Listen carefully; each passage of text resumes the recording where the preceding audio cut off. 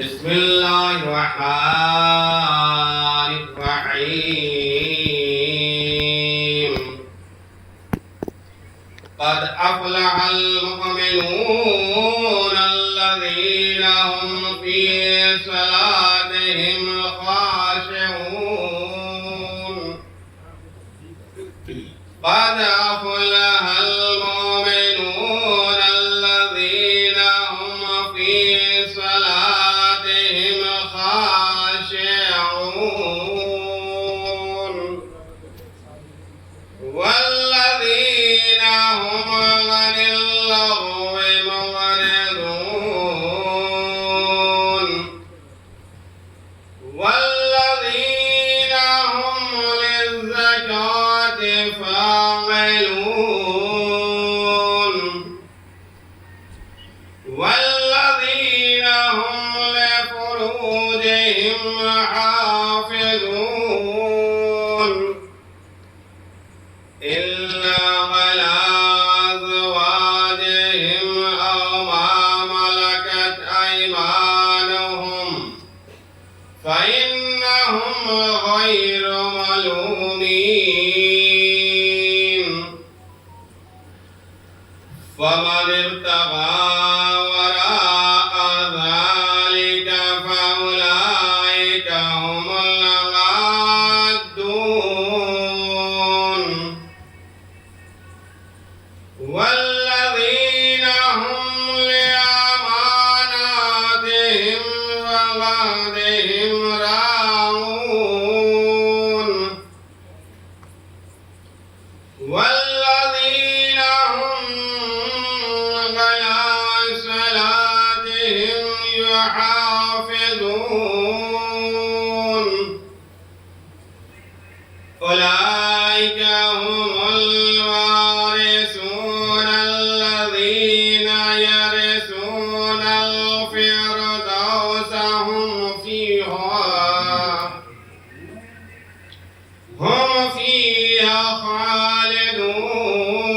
خالدون ولقد خلقنا الإنسان من سلالة من طين ثم جعلناه نطفة في قرار مكين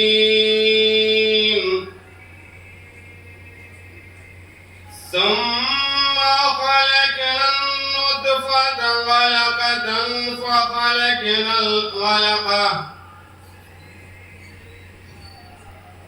مضغة فخلقنا المضغة مضغة عظاما فكسونا العظام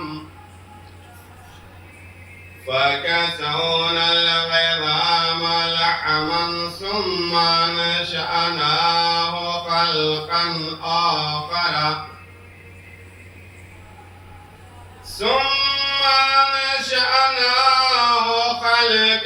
آخر فتبارك الله أحسن الخالقين ثم إنكم بعد ذلك لميتون ولقد خلقنا فوقكم سبع طرائق وما كنا للخلق غافلين وأنزلنا من السماء ماء بقدر فأسكناه في الأرض وإنا على ذهاب به لقادرون فأنشأنا لكم به جنات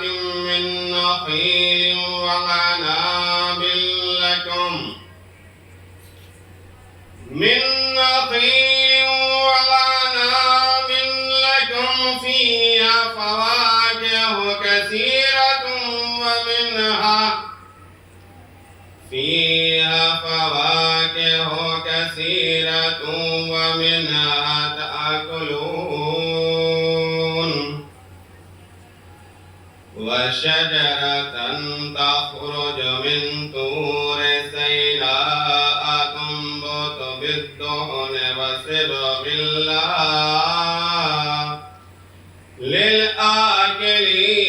للآكلين وصبغ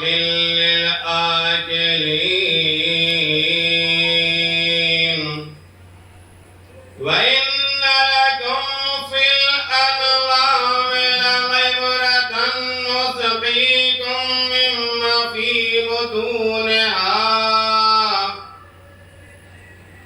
مما في بطونها ولكم فيها منافع كثيرة ومنها تأكلون صدق الله العلي العظيم وصدق رسوله النبي الكريم ونحن على ذلك من الشاهدين والحمد لله رب العالمين اللهم صل على محمد وآل محمد نعرہ حیدری نعرہ خیبری بآواز بلند نعرہ سلام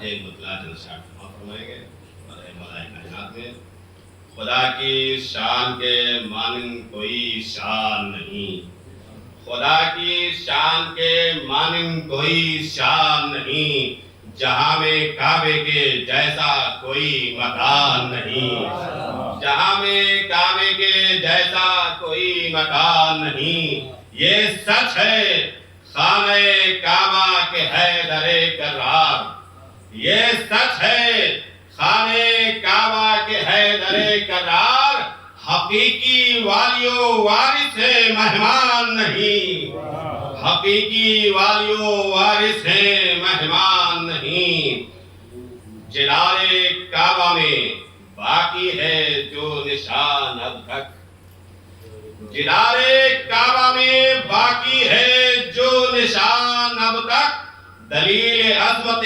مولا ہے وہ نشان نہیں دلیل عظمت مولا ہے وہ نشان نہیں دلیل عظمت مولا ہے وہ نشان نہیں اور شیخ سما فرمائیں گے بغیر عشق علی روز و نماز و زکات بغیر عشق علی روز و نماز و زکات ہیں ایسے جسم کے مانند جسم جان نہیں ہے ایسے جسم کے مانند کی جسم جان نہیں بغیر عشق علی روز و نماز و زکات ہے ایسے جسم کے مانند کی جسم جان نہیں اور شیخ سما فرمائیں گے کہ جس کے خانہ کعبہ بھی نعت اٹھاتا ہو کہ جس کے خانہ کعبہ بھی نعت اٹھاتا ہو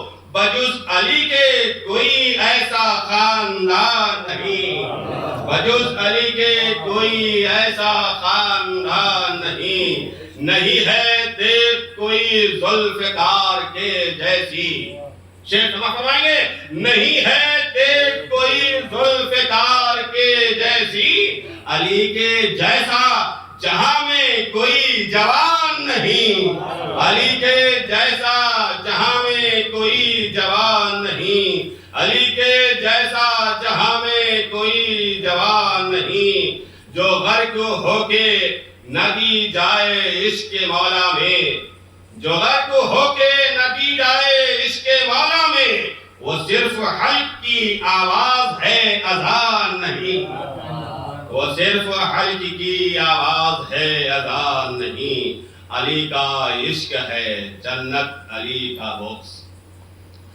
علی کا عشق ہے جنت علی کا بغض جہنم علی کا عشق ہے جنت علی کا بغض جحیم یہ بات حق ہے، کوئی وہم اور گمان نہیں، یہ بات حق ہے، کوئی وہم اور گمان نہیں۔ سنبھل کے مجھ سے لے ٹکر حسد کی دیواریں، سنبھل کے مجھ سے لے ٹکر حسد کی دیواریں، میں کوہ عشق علی ہوں کوئی چٹان نہیں، میں کوہ عشق علی ہوں کوئی چٹان نہیں، خدا کی شان کے مانند کوئی شان نہیں، جہاں میں کعبے کے جیسا کوئی مکان نہیں۔ آئیے گزارش ہے جناب مہدی عباس صاحب جرمنی سے تشریف لائیں، عباس مہدی صاحب، عباس مہدی صاحب۔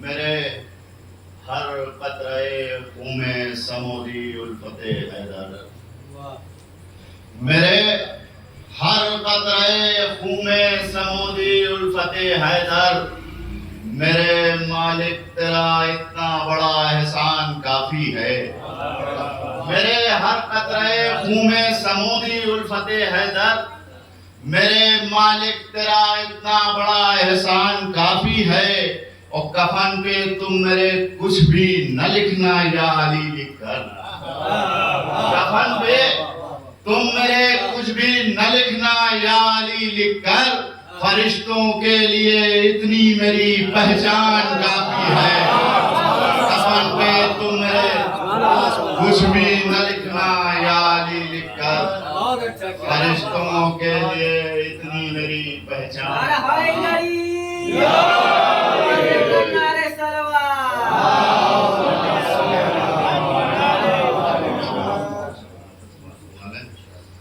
کہ عمل ایسا عجیب ایسا غریبانہ نہیں دیکھا،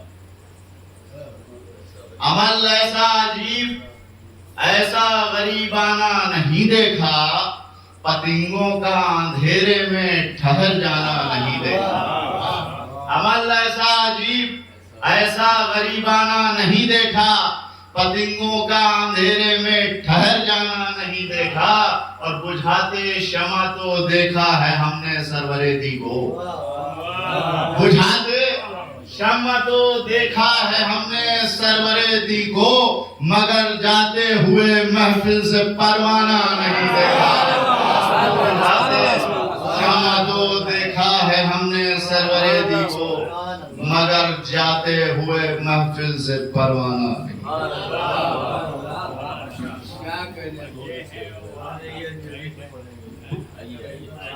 وائس تشریف لائیں، وائس بارگاہ معصوم رضا نے اپنی طرف سے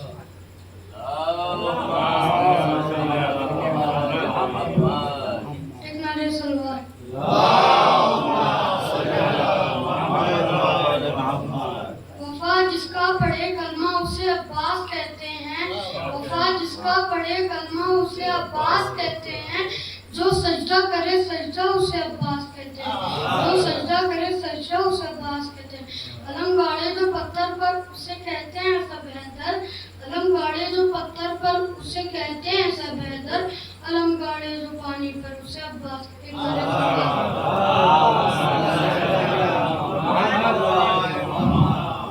سجاد ہو جائے جتنا بھی مگر اچھا نہیں لگتا، سجاد ہو جائے جتنا بھی مگر اچھا نہیں لگتا، نو شبیر کی مجلس گھر اچھا نہیں لگتا، نو شبیر کی مجلس گھر اچھا نہیں لگتا، فرازے دار سے میثم یہی پیغام دیتے ہیں، فرازے دار سے میثم یہی پیغام دیتے ہیں، علی کے چاہنے والوں میں ڈر اچھا نہیں لگتا، سجاد نے دربار میں احشام کے حاکم، سجاد نے دربار میں احشام کے حاکم، پھر بابا کا منبر اتر اچھا نہیں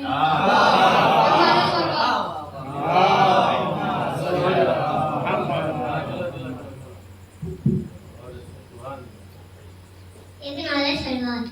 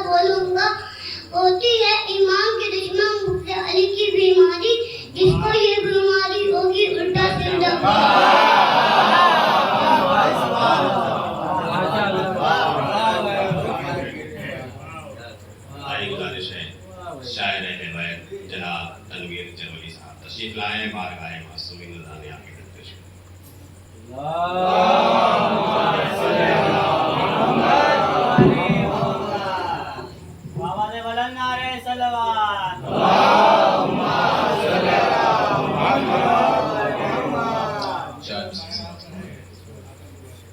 فرش غم پر بیٹھیے ہر غم فنا ہو جائے گا. کہ فرش غم پر بیٹھیے ہر غم فنا ہو جائے گا. ذکر شہ دنیا کے ہر غم کی دوا ہو جائے گا. فرش غم پر بیٹھیے ہر غم فنا ہو جائے گا. ذکر شہ دنیا کے ہر غم کی دوا ہو جائے گا. اور تم کو دنیا کے طبیبوں سے نہ ہو جب فائدہ تو خاک مل لو کربلا کی فائدہ ہو جائے گا. تم کو دنیا کے طبیبوں سے نہ ہو جب فائدہ تو خاک مل لو کربلا کی فائدہ ہو جائے گا. بابا زبران علیہ السلام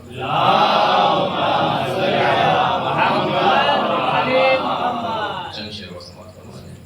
مطلب عرض کیا کہ حر جری کے جیسی قسمت جو چاہتے ہو. کہ حر جری کے جیسی قسمت جو چاہتے ہو. تو فرش عزا پہ آؤ جنت جو چاہتے ہو. حر جری کے جیسی قسمت جو چاہتے ہو. یہ بھی شعر سماعت فرمائے کہ رومال فاطمہ میں پہنچاؤ اپنے آنسو. ادھر تشریف لائیں مولانا صاحب. ایک آواز بلند نعرہ صلوات.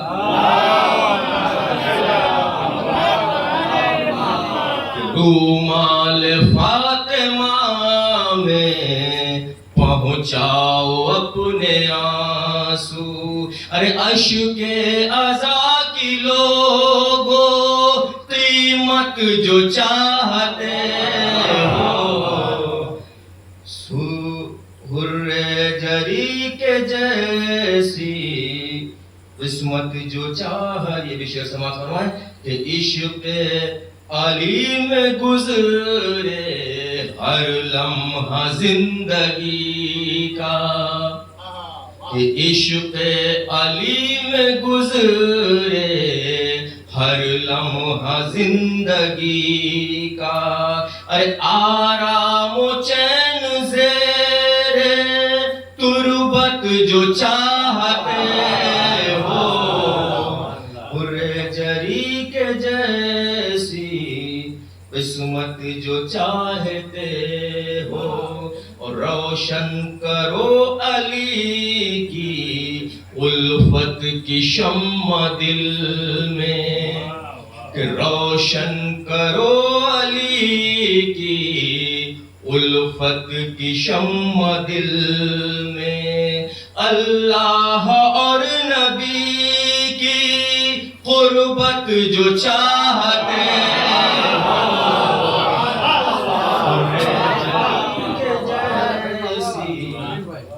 روشن کرو علی کی الفت کی شمع دل میں. اللہ اور نبی کی قربت جو چاہتے ہو. حر جری کے جیسی قسمت جو چاہتے ہو. کہ وابستہ رہنا ہر دم تم آل مصطفیٰ سے. کہ وابستہ رہنا ہر دم تم آل مصطفیٰ سے. ہر موڑ پر جہاں میں شہرت جو چاہتے ہو. حر جری کے جیسی قسمت جو چاہتے ہو. شاہ امم کے غم میں آنسو بہاتے رہنا. کہ شاہ امم کے غم میں آنسو بہاتے رہنا دنیا کے رنج و غم سے راحت جو چاہتے ہو دنیا کے رنج و غم سے راحت جو چاہتے ہو. آخری شعر وکیل صاحب ادھر تشریف لے آئیے.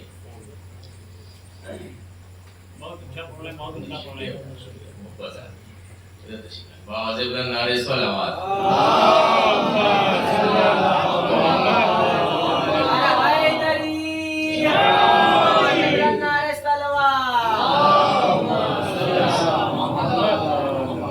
آخری شعر کہ مدحت کے طائروں کو پرواز دیتے رہنا کہ مدحت کے طائروں کو پرواز دیتے رہنا فکر رسا میں اپنی رفعت جو چاہتے ہو برے جری کے جیسی. مختاری سماعت فرما لیں کہ سر کو جھکاؤ اپنے تنویر شہ کے در پر کہ سر کو جھکاؤ اپنے تنویر شہ کے در پر.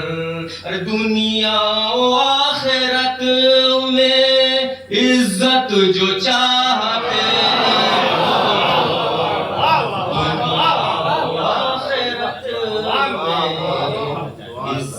جو چاہتے ہو فرش عزا پاؤ جنت جو چاہتے ہو.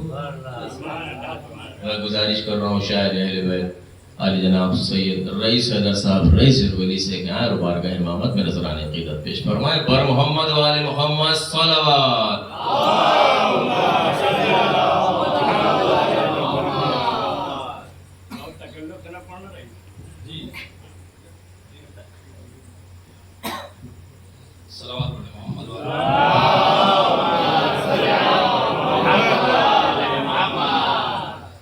چار مثل سماعت فرما لیں کہ ہم جو فرش غم شاہ پر آ گئے اپنی تقدیر پر خود ہی اترا گئے. ہم جو فرش غم شاہ پر آ گئے اپنی تقدیر پر خود ہی اترا گئے.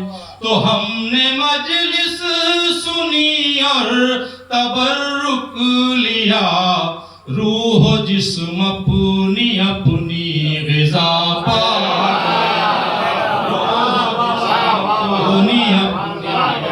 ہم نے مجلس سنی اور تبرک لیا روح و جسم اپنی اپنی غذا پا گئے. روح جسم اپنی اپنی غذا پا گئے.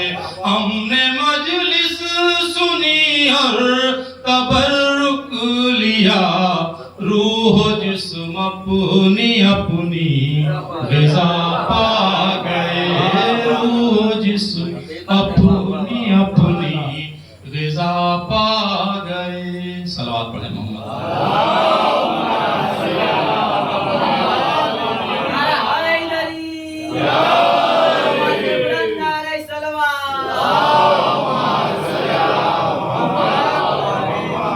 ایک مطلب تین شعر کی سماعت فرما لیں کہ ظاہر زمین پر جب بھی وہ اپنا ہنر کریں ظاہر زمین پر جب بھی وہ اپنا ہنر کریں ظاہر زمین پر جب بھی وہ اپنا ہنر کریں سورج کا رستہ بدلے دو ٹکڑے کمر کریں سورج کا رستہ بدلے دو ٹکڑے کمر کریں.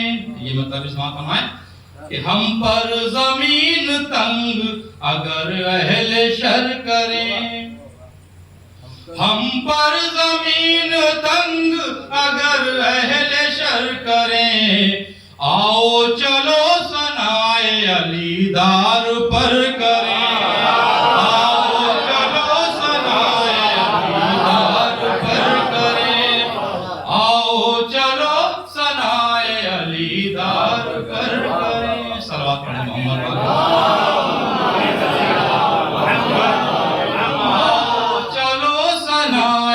دیدار پر کریں، تو چہرے کو شہ نے نور کا مرکز بنا دیا، چہرے کو شہ نے نور کا مرکز بنا دیا، چہرے کو شہ نے نور کا مرکز بنا دیا، تعظیم جون آج سے شمس و قمر کریں، تعظیم جون آج سے شمس و قمر کریں، تعظیم جون آج سے شمس و قمر کریں۔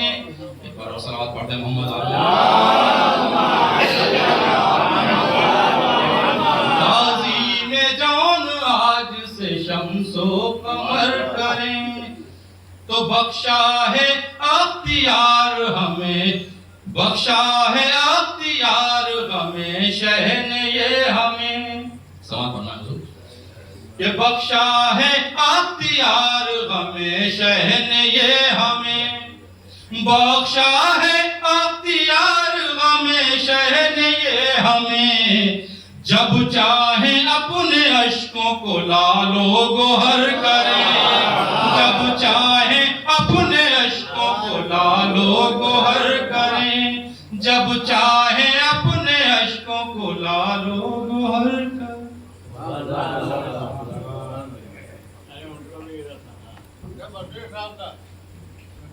آئیے گزارش ہے ماسٹر بشیر عالم جرولی سے تشریف لائے، بارگاہ معصومین رضوان عقیدت پیش جناب بشیر عالم جرولی۔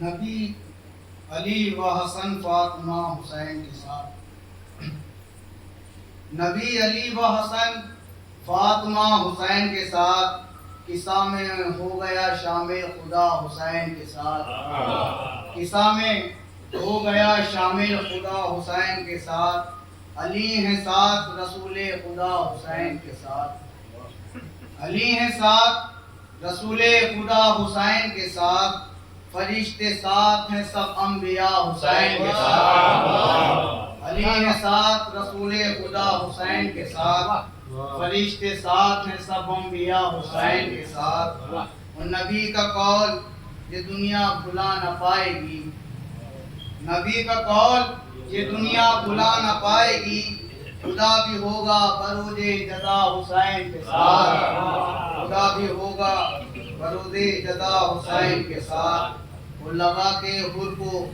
گلے سے بتا دیا شہ نے، لگا کے حر کو گلے سے بتا دیا شہ نے، جو اہل حق ہیں رہیں گے سدا حسین کے ساتھ، جو اہل حق ہیں رہیں گے سدا حسین کے ساتھ، لگا کے حر کو گلے سے بتا دیا شہ نے، جو اہل حق ہیں رہیں گے سدا حسین کے ساتھ، جو بال اوپر ملے فدرس کو کہہ کے اڑنے لگا، جو بال اوپر ملے فدرس کو کہہ کے اڑنے لگا، یہ پر ملے جو کیا رابطہ حسین کے ساتھ، یہ پر ملے جو کیا رابطہ حسین کے ساتھ، جناب یہ کلمہ گو ہیں مگر یہ کبھی نہیں کہتے، یہ کلمہ گو ہیں مگر یہ کبھی نہیں کہتے، جو کربلا میں ہوا ظلم تھا حسین کے ساتھ، جو کربلا میں ہوا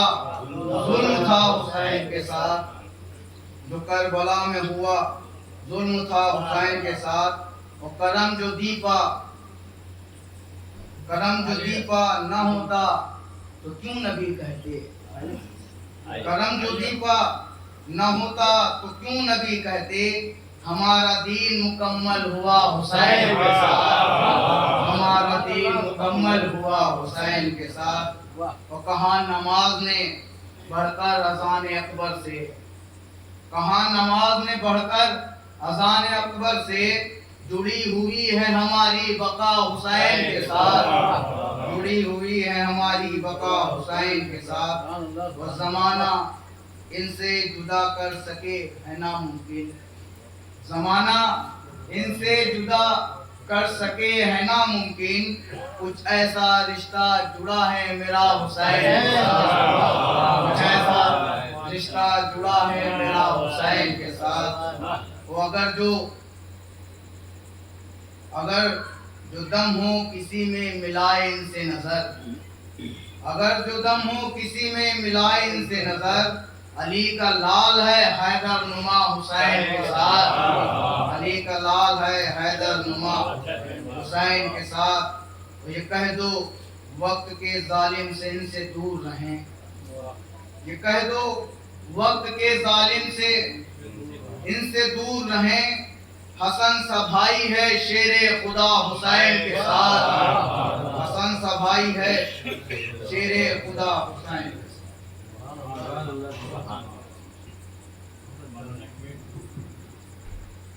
آئیے گزارش ہے علی جناب مولانا خالد احمد صاحب سے تشریف لائیں، بارگاہ معصوم نذرانے کی طرف مولانا خالد احمد صاحب۔ حیدری نعرہ صلوات،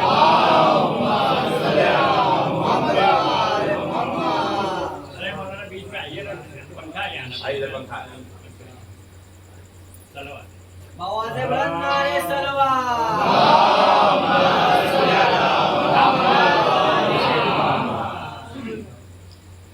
حیدر کا عشق سینے انسان کا شرف، حیدر کا عشق سینے انسان کا شرف، حیدر کا دید دید عرفان کا شرف، حیدر کا دید دید عرفان کا شرف، حیدر کی یاد قلب مسلمان کا شرف، حیدر کی یاد قلب مسلمان کا شرف، حیدر کا ذکر مجلس ایمان کا شرف، حیدر کا ذکر مجلس ایمان کا شرف ہے ملازہ، حیدر کا عشق مجلس ایمان کا شرف، یہ ہے اگر قبول نمازیں قبول ہیں، ورنہ خدا کی راہ میں سجدے فضول ہیں، یہ ہے اگر قبول نمازیں قبول ہیں، ورنہ خدا کی راہ میں سجدے فضول ہیں۔ آرزوئے دل خاتون جنا ہے آنسو، سونے چاندی سے جواہر سے گراں ہے آنسو، چشمے بدعت کے لیے ایک دھواں ہے آنسو، 1400 سال کے ہیں پھر بھی جواں ہے آنسو، 1400 سال کے ہیں پھر بھی جواں ہے آنسو، یہ ایک انعام ہے مولا کے عزاداروں کو، اور یہ تبرک کبھی ملتا نہیں غداروں کو۔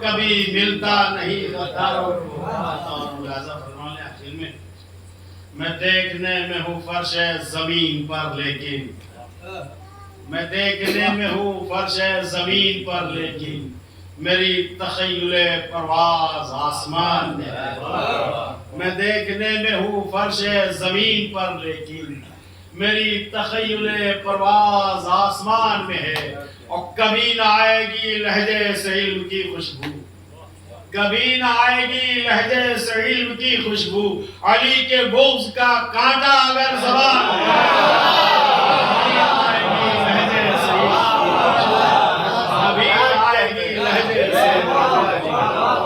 کبھی نہ آئے گی لہجے سے علی کے بغض کا کانٹا اگر زبان میں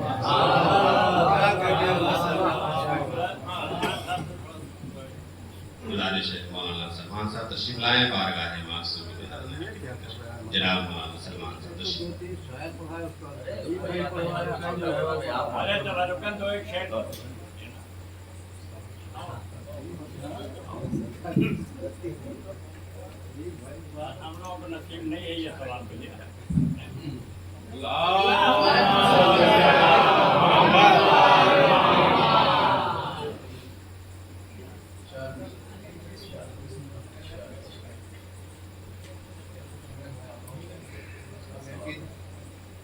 دل میرا خانہ کعبہ کی طرح ہے جس میں دل میرا خانہ کعبہ کی طرح ہے جس میں میرے مولا کے علاوہ کوئی آیا نہ گیا دل میرا خانہ کعبہ خانہ کعبہ کی طرح ہے جس میں میرے مولا کے علاوہ کوئی آیا نہ گیا میرے مولا کے علاوہ کوئی آیا نہ گیا اور مجلس شاہ میں آتے بھی تو کیسے آتے مجلس شاہ میں آتے بھی تو کیسے آتے ان سے آیا نہ گیا ہم سے بلایا ہم سے آیا نہ گیا ہم سے بلایا نہ گیا اصول دین جو بچاتے نہ کربلا والے اصول دین جو بچاتے نہ کربلا والے ورق ورق یہ کہانی بکھر گئی ہوتی اصول دین جو بچاتے نہ کربلا والے ورق ورق یہ کہانی بکھر گئی ہوتی بچا گیا اسے سجدہ حسین کا ورنہ نماز عصر سے پہلے ہی مر گئی بچا گیا اسے سجدہ حسین کا ورنہ نماز عصر سے پہلے ہی مر گئی ہوتی اور 4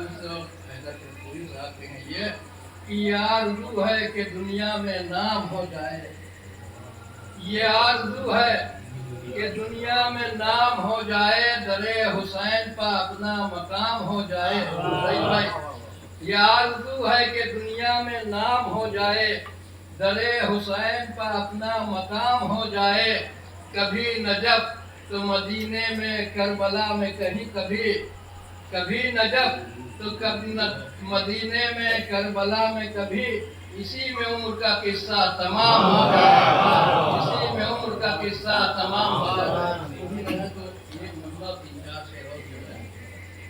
آواز بلند نعرہ سلوات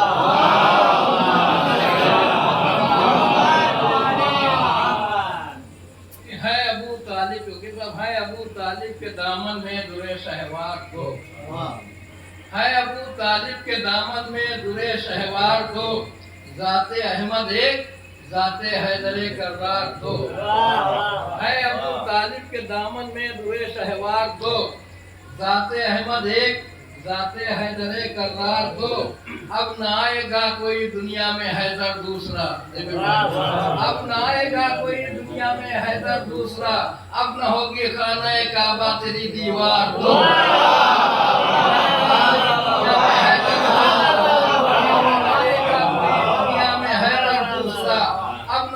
خانہ کعبہ تیری دیوار دو اور شہ کے دم میں رونا بدعت غار میں رونا ثواب شہ کے دم میں رونا بدعت غار میں رونا ثواب دیکھ مفتی پھر نظر آئے تیرے کردار دو غار میں رونا ثواب دیکھ مفتی پھر نظر آئے تیرے کردار دو اور ہو گئی حیران آنکھیں روضہ سرکار پر ہو گئی حیران آنکھیں روضہ سرکار پر بیچ میں ایک پھول ہے اور دائیں بائیں خار دو ہو گئی حیران آنکھیں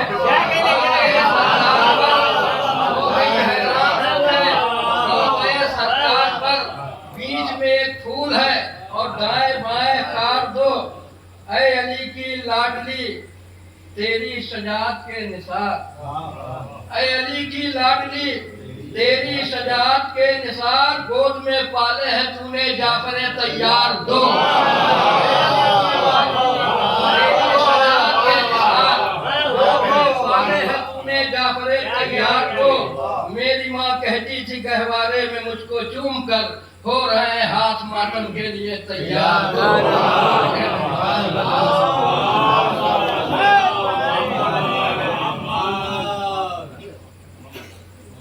آئی گزارش ہے بہت عزت و احترام سے خطیب حمایت حجت الاسلام والمسلمین عالی جناب مولانا سید عادل مہدی صاحب کے ملا سے رونق افروز مرحوم فضائل وصائب سے مومنین کے قلوب کو منور فرمائے۔ بآواز بلند نعرہ صلوات۔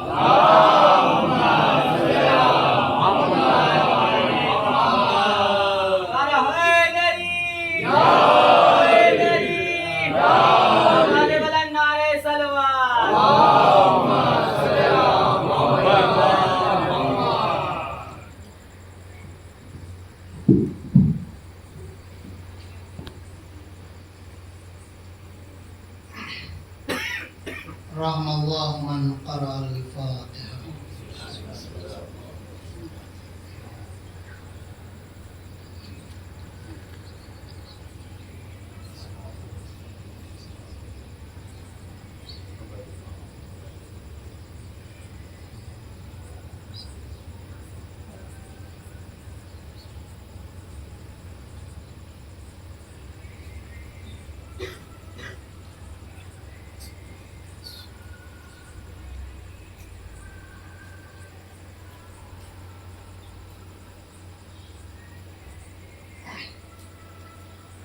لا حول ولا قوة إلا بالله العلي العظيم۔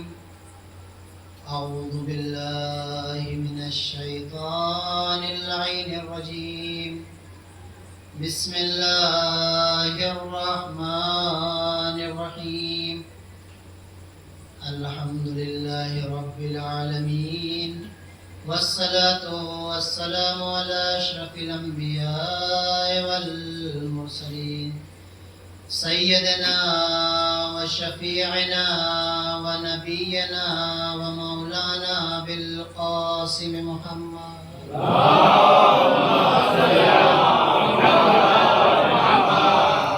وعلى أهل بيته الطيبين الطاهرين المعصومين المظلومين، ولعنة الله على أعدائهم أجمعين، والجنة للمؤمنين والمتقين، والنار للملحدين والكافرين والمنافقين والمشركين.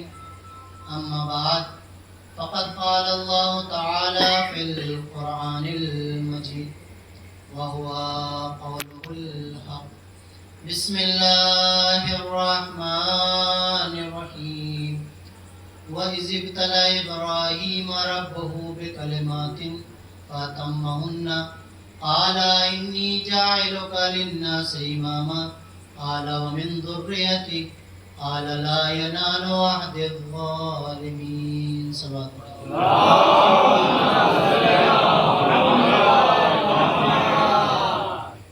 اب اس کے کہ اس مشہور و معروف آیت کریمہ کے ضمن میں مفید اور سنی سنائی باتیں آپ کے ذہنوں کے حوالے کی جائیں، جو قرآن کہہ رہا ہے کہ مومنین کو تذکر کراتے رہو، تذکر فائدہ پہنچانے والا ہے۔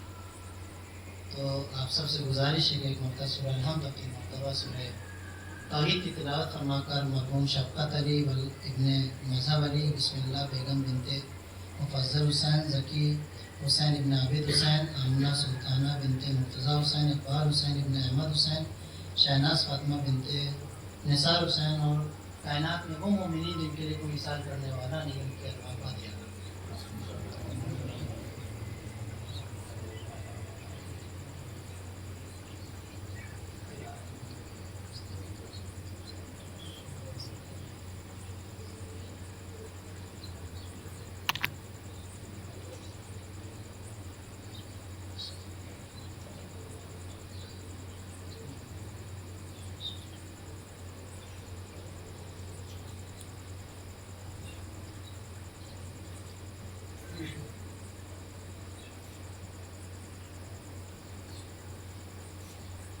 बेहतर अंदाज में सवाल पढ़े मोहम्मद।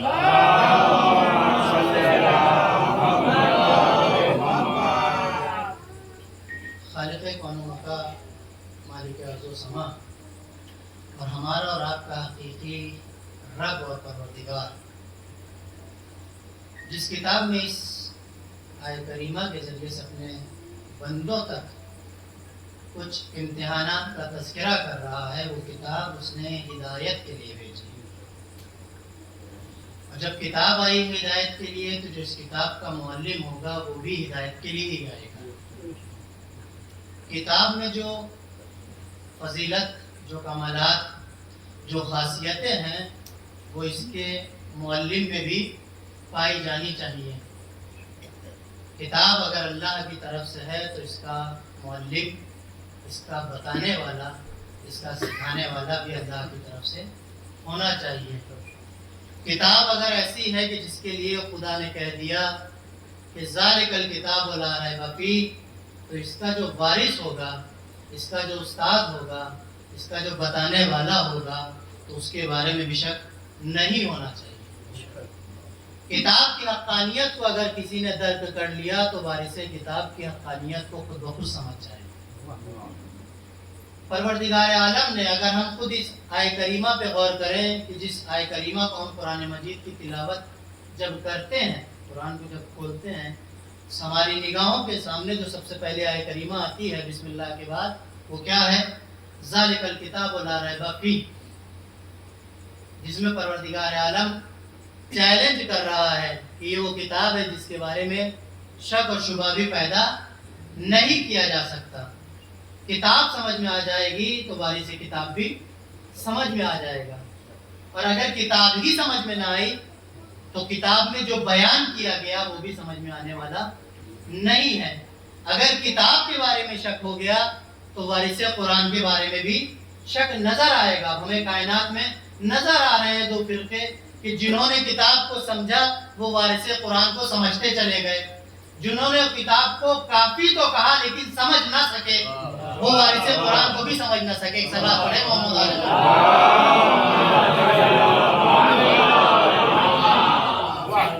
जिन्होंने किताब को काफी तो कहा लेकिन समझ ना सके, लिहाजा वारिस कुरान के सिलसिले भी वो शक के शिकार हो गए। मुझे इस रुख की तरफ नहीं जाना है।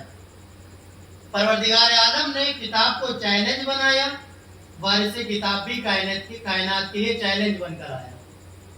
किताब के बारे में शक नहीं तो वारिस किताब के बारे में भी शक नहीं हो सकता।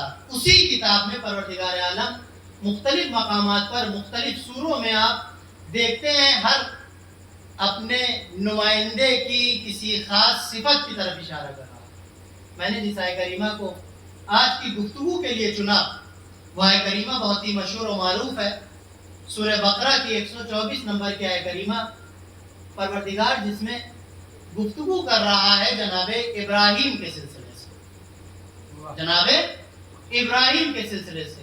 अब अगर जनाबे इब्राहिम की सीरत और किरदार और जिंदगी हमारी निगाहों के सामने है तो हमको जिंदगी इमाम हुसैन को समझने में आसानी हो जाएगी। जनाबे इब्राहिम की जिंदगी के सिलसिले से जनाब इब्ने अब्बास ने मुख्तलिफ सूरों का जब मुतालिया किया, जिनको कुरान का इंसानी शक्ल में पहला मुफस्सिर कुरान कहा जाता है, मैंने जानबूझ के जुमला कहा कि जनाब इब्ने अब्बास को इंसानी शक्ल में पहला मुफस्सिर कुरान कहा जाता है, वरना जनाब इब्ने अब्बास मौलाए कायनात के भी शागिर्द हैं।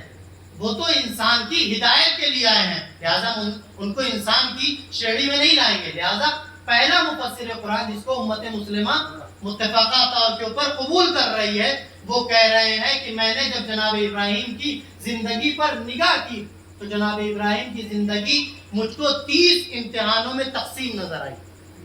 जनाब इब्राहिम की जिंदगी मुझे 30 इम्तिहानों में तकसीम नजर आई। मुझे उन 30 के 30 इम्तिहानों को जिक्र नहीं करना है, लेकिन इस फर्श पर हम आते हैं। आने के बाद जब हम इस फर्श से उठें तो दो काम जरूर करें।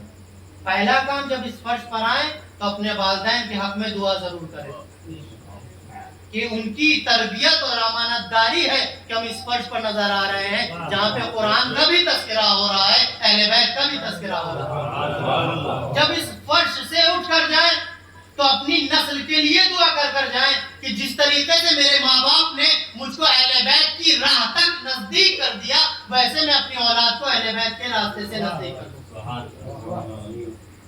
یہ دعا ضرور کریں، جب فرش پر ہیں تو والدین کے لیے دعا کریں، جب فرش سے جائیں تو اپنی اولاد کے لیے دعا کریں، کیونکہ آج کا جو دور ہے وہ دور بڑا امتحان کن ہے، امتحان لے رہا ہے قدم با قدم۔ اور اس واقعہ اور اس آیہ کریمہ کے تناظر میں اگر ہم اپنی زندگی کو کھنگالیں تو یہ آیہ کریمہ اور یہ معصوم رہبران الہی ہماری زندگی کو قدم با قدم تھامتے ہوئے نظر آ رہے ہیں کہ پروردگار عالم کیا کہہ رہا ہے سورہ بقرہ میں، وَإِذِ ابْتَلَىٰ إِبْرَاهِيمَ رَبُّهُ بِكَلِمَاتٍ، کہ جب مبتلا کیا جناب ابراہیم کو ان کے پروردگار نے کچھ کلمات کے ذریعے سے۔ اب یہاں پہ بہرحال اتنی زیادہ ہم نے مجلس سے سن لی کہ ہمیں پتہ ہے وہ کلمات کیا ہیں جن کو واقعات کی شکل میں ہمارے ذہنوں تک منتقل کر دیا گیا کہ جناب ابراہیم کا امتحان ان کا پروردگار لے رہا ہے۔ اس آیہ کریمہ کے بعد جو فقرے ہیں اس پہ اگر غور کریں گے تو معلوم ہو جائے گا کہ پروردگار امتحان انہی کا لیتا ہے جو اس کے ہوا کرتے ہیں۔ پروردگار امتحان انہی کا لیتا ہے جو اس کے ہوا کرتے ہیں۔ اب اگر ہم اپنی زندگی میں کسی امتحان میں مبتلا نظر آ رہے ہیں تو ہمیں پروردگار سے شکایت نہیں کرنا چاہیے، ہمیں شکر ادا کرنا چاہیے کہ اس نے ہمیں اس لائق سمجھا کہ امتحان میں مبتلا کر رہا ہے۔ وہ دیکھنا چاہتا ہے کہ اس امتحان میں مبتلا ہو کر میرا بندہ میرا شاکر رہتا ہے یا میرا کفر کرتا ہوا نظر آتا ہے۔ ایک صلوات پڑھے محمد و آل محمد۔ جناب ابراہیم کو مبتلا کیا نہیں، آیت کیا کہہ رہی، اِذِ ابْتَلَىٰ إِبْرَاهِيمَ رَبُّهُ بِكَلِمَاتٍ، کہ جب جناب ابراہیم کو ان کے پروردگار نے کلمات کے ذریعے سے آزمایا، ان کا ایگزام لیا۔ اب جب امتحان میں مبتلا جناب ابراہیم ہو رہا ہے، بہرحال یہاں پہ مجھ سے بزرگ موجود ہیں، مولانا آزاد موجود ہیں، میں ان سے معافی کے ساتھ، بہرحال ذکر اہل بیت ایسا ہے کہ جو انسان کو اس کے مقام و مقدر کے اعتبار سے بلند کر دیا کرتا ہے۔ آپ فرش پر ہیں تو آپ کا مرتبہ اور عظمت الگ ہے، آپ اس مرحلے میں اس قطار میں ہیں جس قطار میں جس صف میں معصومین موجود ہیں۔ ہمارا عقیدہ ہے کہ نہیں ہے کہ جب فرش عذاب بچتی ہے تو اس فرش پر انبیاء بھی آتے ہیں اور ائمہ بھی آتے ہیں، لہذا آپ کا مرتبہ کم نہیں ہے۔ اب یہاں پر اپنی اصلاح کے لیے کہ ہم جب فرش پر آئیں تو اس خیال اور اس نیت کے ساتھ آئیں کہ اس فرش پر ہم جا رہے ہیں دربار ائمہ میں، ہم ائمہ کے دربار میں جا رہے ہیں۔ کون ائمہ؟ جو ہماری نسلوں کی حفاظت کر رہے ہیں، جو ہمارے عقیدے کو درست کرنے کے لیے آئے تھے، جو ہمیں خدا تک لے جانے کے لیے آئے تھے۔ لہٰذا اس فرش پر آئیں تو خاص اہتمام کے ساتھ آنا ہے۔ یہاں پر آنے کے بعد ہمارے ذہنوں میں ہماری زندگی کی الجھنیں نہیں ہونا چاہیے۔ یہاں پر آنے کے بعد اگر ذہنوں میں کچھ الجھن ہو تو صرف آخرت بخیری کی الجھن ہو کہ پروردگار ہم اس فرش پر آئے ہیں، اس فرش کے صدقے اور برکت سے ہماری زندگی عاقبت بخیر ہو۔ لہٰذا جناب ابراہیم کا امتحان پروردگار لے رہا ہے کلمات کے ذریعے سے۔ جناب ابراہیم نے کیا کیا؟ فاتمہن، ان تمام امتحانات کو بہترین طریقے سے پورا کیا۔ امتحانات کیا تھے جناب ابراہیم کے؟ کچھ امتحان کی طرف اشارہ کرنا ہے کہ پروردگار عالم جناب ابراہیم کا امتحان بچپنے سے لیا۔ بچپنے کا امتحان کیا تھا؟ جناب ابراہیم قرآن میں موجود ہے کہ اپنے چچا کے ساتھ ہیں۔ وہ دور کیسا دور ہے کہ جہاں بتوں کی پرستش کی جا رہی ہے، عبادت کی جا رہی ہے، ان کو پوجا جا رہا ہے، ان کو اپنا خدا مانا جا رہا ہے، ان کے سامنے سروں کو جھکایا جا رہا ہے۔ اس دور میں جناب ابراہیم زندگی گزار رہے ہیں، اور زندگی گزارتے گزارتے جب اس قوم نے اپنے ان خداؤں کے مناسبت سے کچھ پروگرام رکھے تھے، ان پروگراموں کو منانے کے لیے، ان تہواروں کو منانے کے لیے جب یہ میلے میں گئے ہیں، خاص مقام پر گئے ہیں چھوڑ کر، تو جناب ابراہیم نے کیا کام کیا؟ آپ کے ذہنوں میں پورا واقعہ ہے۔ جناب ابراہیم اٹھا اور اٹھنے کے بعد پہلے سے واضح نصیحت کر رہے ہیں، قوم کو سمجھا رہے ہیں۔ جناب ابراہیم کو پتا ہے کہ یہ میرے خدا نہیں ہو سکتے، یہ ہمارا پروردگار نہیں ہو سکتا۔ قوم کو متوجہ کرتے جا رہے ہیں، لیکن قوم اس بات کو قبول نہیں کر رہی ہے۔ تو ایک چیز تو معلوم ہو گئی کہ جب نبی خدا کسی چیز کو سمجھائے اور کوئی نہ مانے تو وہ اللہ کی راہ سے دور ہے۔ اگر نبی خدا کسی چیز کو سمجھا رہا ہے اور وہ نہ مانے تو اللہ کی راہ سے دور ہے۔ اب اگر آج کے دور میں کوئی عالم، حقیقی عالم، کسی اچھی بات کی طرف متوجہ کر رہا ہے اور ہم کو سمجھ میں بھی آ رہی ہے لیکن ہم نہیں مان رہے ہیں تو ہم سمجھنے ہم اللہ کی راہ سے دور ہو رہے ہیں۔ جناب ابراہیم نے سمجھایا، نہیں مانے۔ جب یہ گئے تو جناب ابراہیم نے اب لاجک کے اعتبار سے ان سے کلام کرنے کا سوچا کہ کیا طریقہ اختیار کیا۔ جناب ابراہیم نے کلاڑی اٹھائے، اٹھانے کے بعد جو بت تھے جن کی پوجا کیا کرتے تھے، جن کو یہ سجدہ کیا کرتے تھے، ان بتوں کو توڑنا شروع کر دیا اور توڑتے توڑتے سارے بتوں کو توڑ دیا اور آنے کے بعد اس کلاڑی کو کس کی گردن میں ڈال دیا؟ جو سب سے بڑا تھا، جو سب سے بڑا تھا۔ اب جناب ابراہیم بت شکنی کر چکے، بت شکنی کر چکے۔ اب جب قوم واپس آئی ہے تو جناب ابراہیم سے کیا کہا کہ آپ نے ہمارے خداؤں کو توڑ دیا، آپ نے ہمارے خداؤں کو توڑ دیا۔ تو ایک چیز تو معلوم ہو گئی، جو بندوں کے ہاتھوں سے ٹوٹ جائے وہ خدا نہیں ہوا کرتا، جو بندوں کے ہاتھوں سے ٹوٹ جائے وہ خدا نہیں ہوا کرتا۔ جناب ابراہیم نے کہا کہ جس نے توڑا ہے اس سے جا کے سوال کر لو، کلاڑی تو اس کی گردن میں ہے، جا کے سوال کر لو۔ اب جناب ابراہیم نے جیسے ہی یہ جواب دیا، یہ سوال کریں تو کس سے کریں؟ انہیں بھی پتا ہے بنایا ہم نے ہے، نہ یہ چل سکتے ہیں، نہ یہ بول سکتے ہیں، نہ یہ پیروں کو حرکت دے سکتے ہیں، نہ یہ ہاتھوں کو ہلا سکتے ہیں۔ تو معلوم ہو گیا جو اپنے وجود کا حفاظت نہ کر سکے وہ بندوں کی حفاظت کیسے کر سکتا ہے؟ ایک سوال پڑھے محمد وآل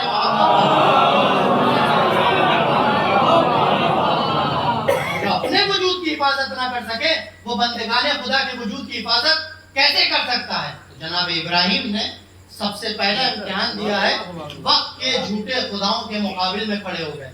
یہ وہ خدا تھے جن کو انسانوں نے بنایا تھا، پتھروں کی شکل میں، لکڑیوں کی شکل میں۔ اس کے بعد جناب ابراہیم کا امتحان اور سخت ہوا۔ وہ امتحان کیا تھا کہ جناب ابراہیم اپنے وقت کے طاغوت کے مقابل میں بھی کھڑے ہوئے۔ طاغوت کون ہے؟ جناب ابراہیم کے دور کا بادشاہ نمرود۔ کیسا بادشاہ تھا کہ اپنے کو خدا کہلوا رہا تھا، اپنے کو خدا کہلوا رہا تھا، اپنے کو خدا کہلوا رہا ہے، اور جناب ابراہیم اس کے مقابل میں کھڑے ہو رہے ہیں۔ جناب ابراہیم بتا رہے ہیں کہ جس کا رشتہ ایمان خدا سے مضبوط ہوا کرتا ہے وہ اپنے زمانے کے طاغوت کے مقابل میں کھڑا ہو جایا کرتا ہے۔ اب کائنات پہ نگاہ دوڑاتے چلے جائیے، جو جو اپنے زمانے کے طاغوت کے مقابل میں کھڑا ہوا وہ خدا ہی ہوگا، وہ خدا ہی رہبر ہوا کرے گا۔ جو جو کائنات میں آپ کو اپنے زمانے کے طاغوت کے مقابل میں کھڑا ہوا نظر آئے اس کے دل میں خدا کے سلسلے سے ایمان مستحکم نظر آئے گا۔ اب ہمیں کائنات میں آج کے دور میں بھی کچھ ایسی ہستیاں نظر آ رہی ہیں جنہوں نے ایک ہاتھ میں قرآن کو تھام رکھا ہے، ایک ہاتھ میں وارث قرآن کو تھام رکھا ہے۔ زمانے کے طاغوت امریکہ اور اسرائیل کے مقابل میں کھڑے ہو کے بتا رہے ہیں ہمارا رشتہ خدا سے بھی ہے، وہ خدا کی طرف سے بھیجے ہوئے وارثان خدا سے بھی ہے۔ ایک سوال پڑھے محمد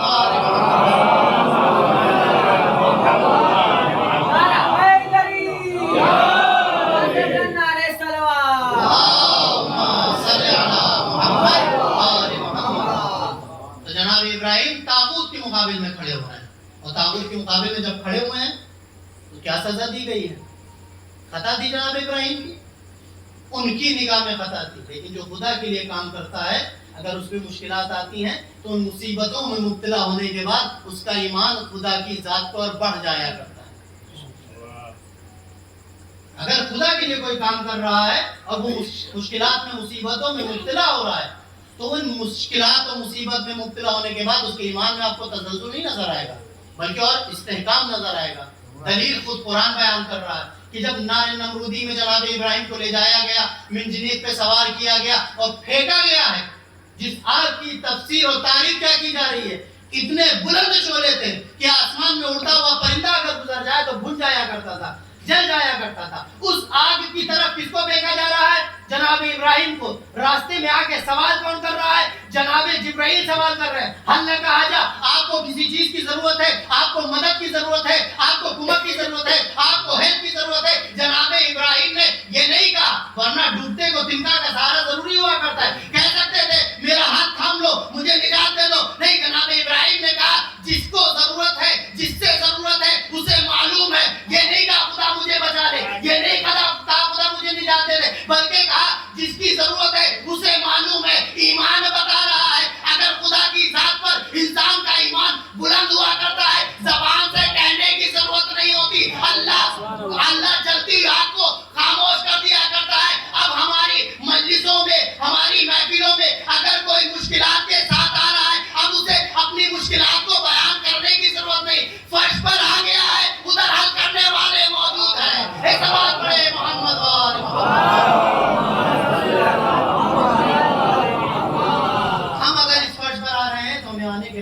मुश्किलात बयान करने की जरूरत नहीं है, वो तो दिलों के हाल को जानते हैं।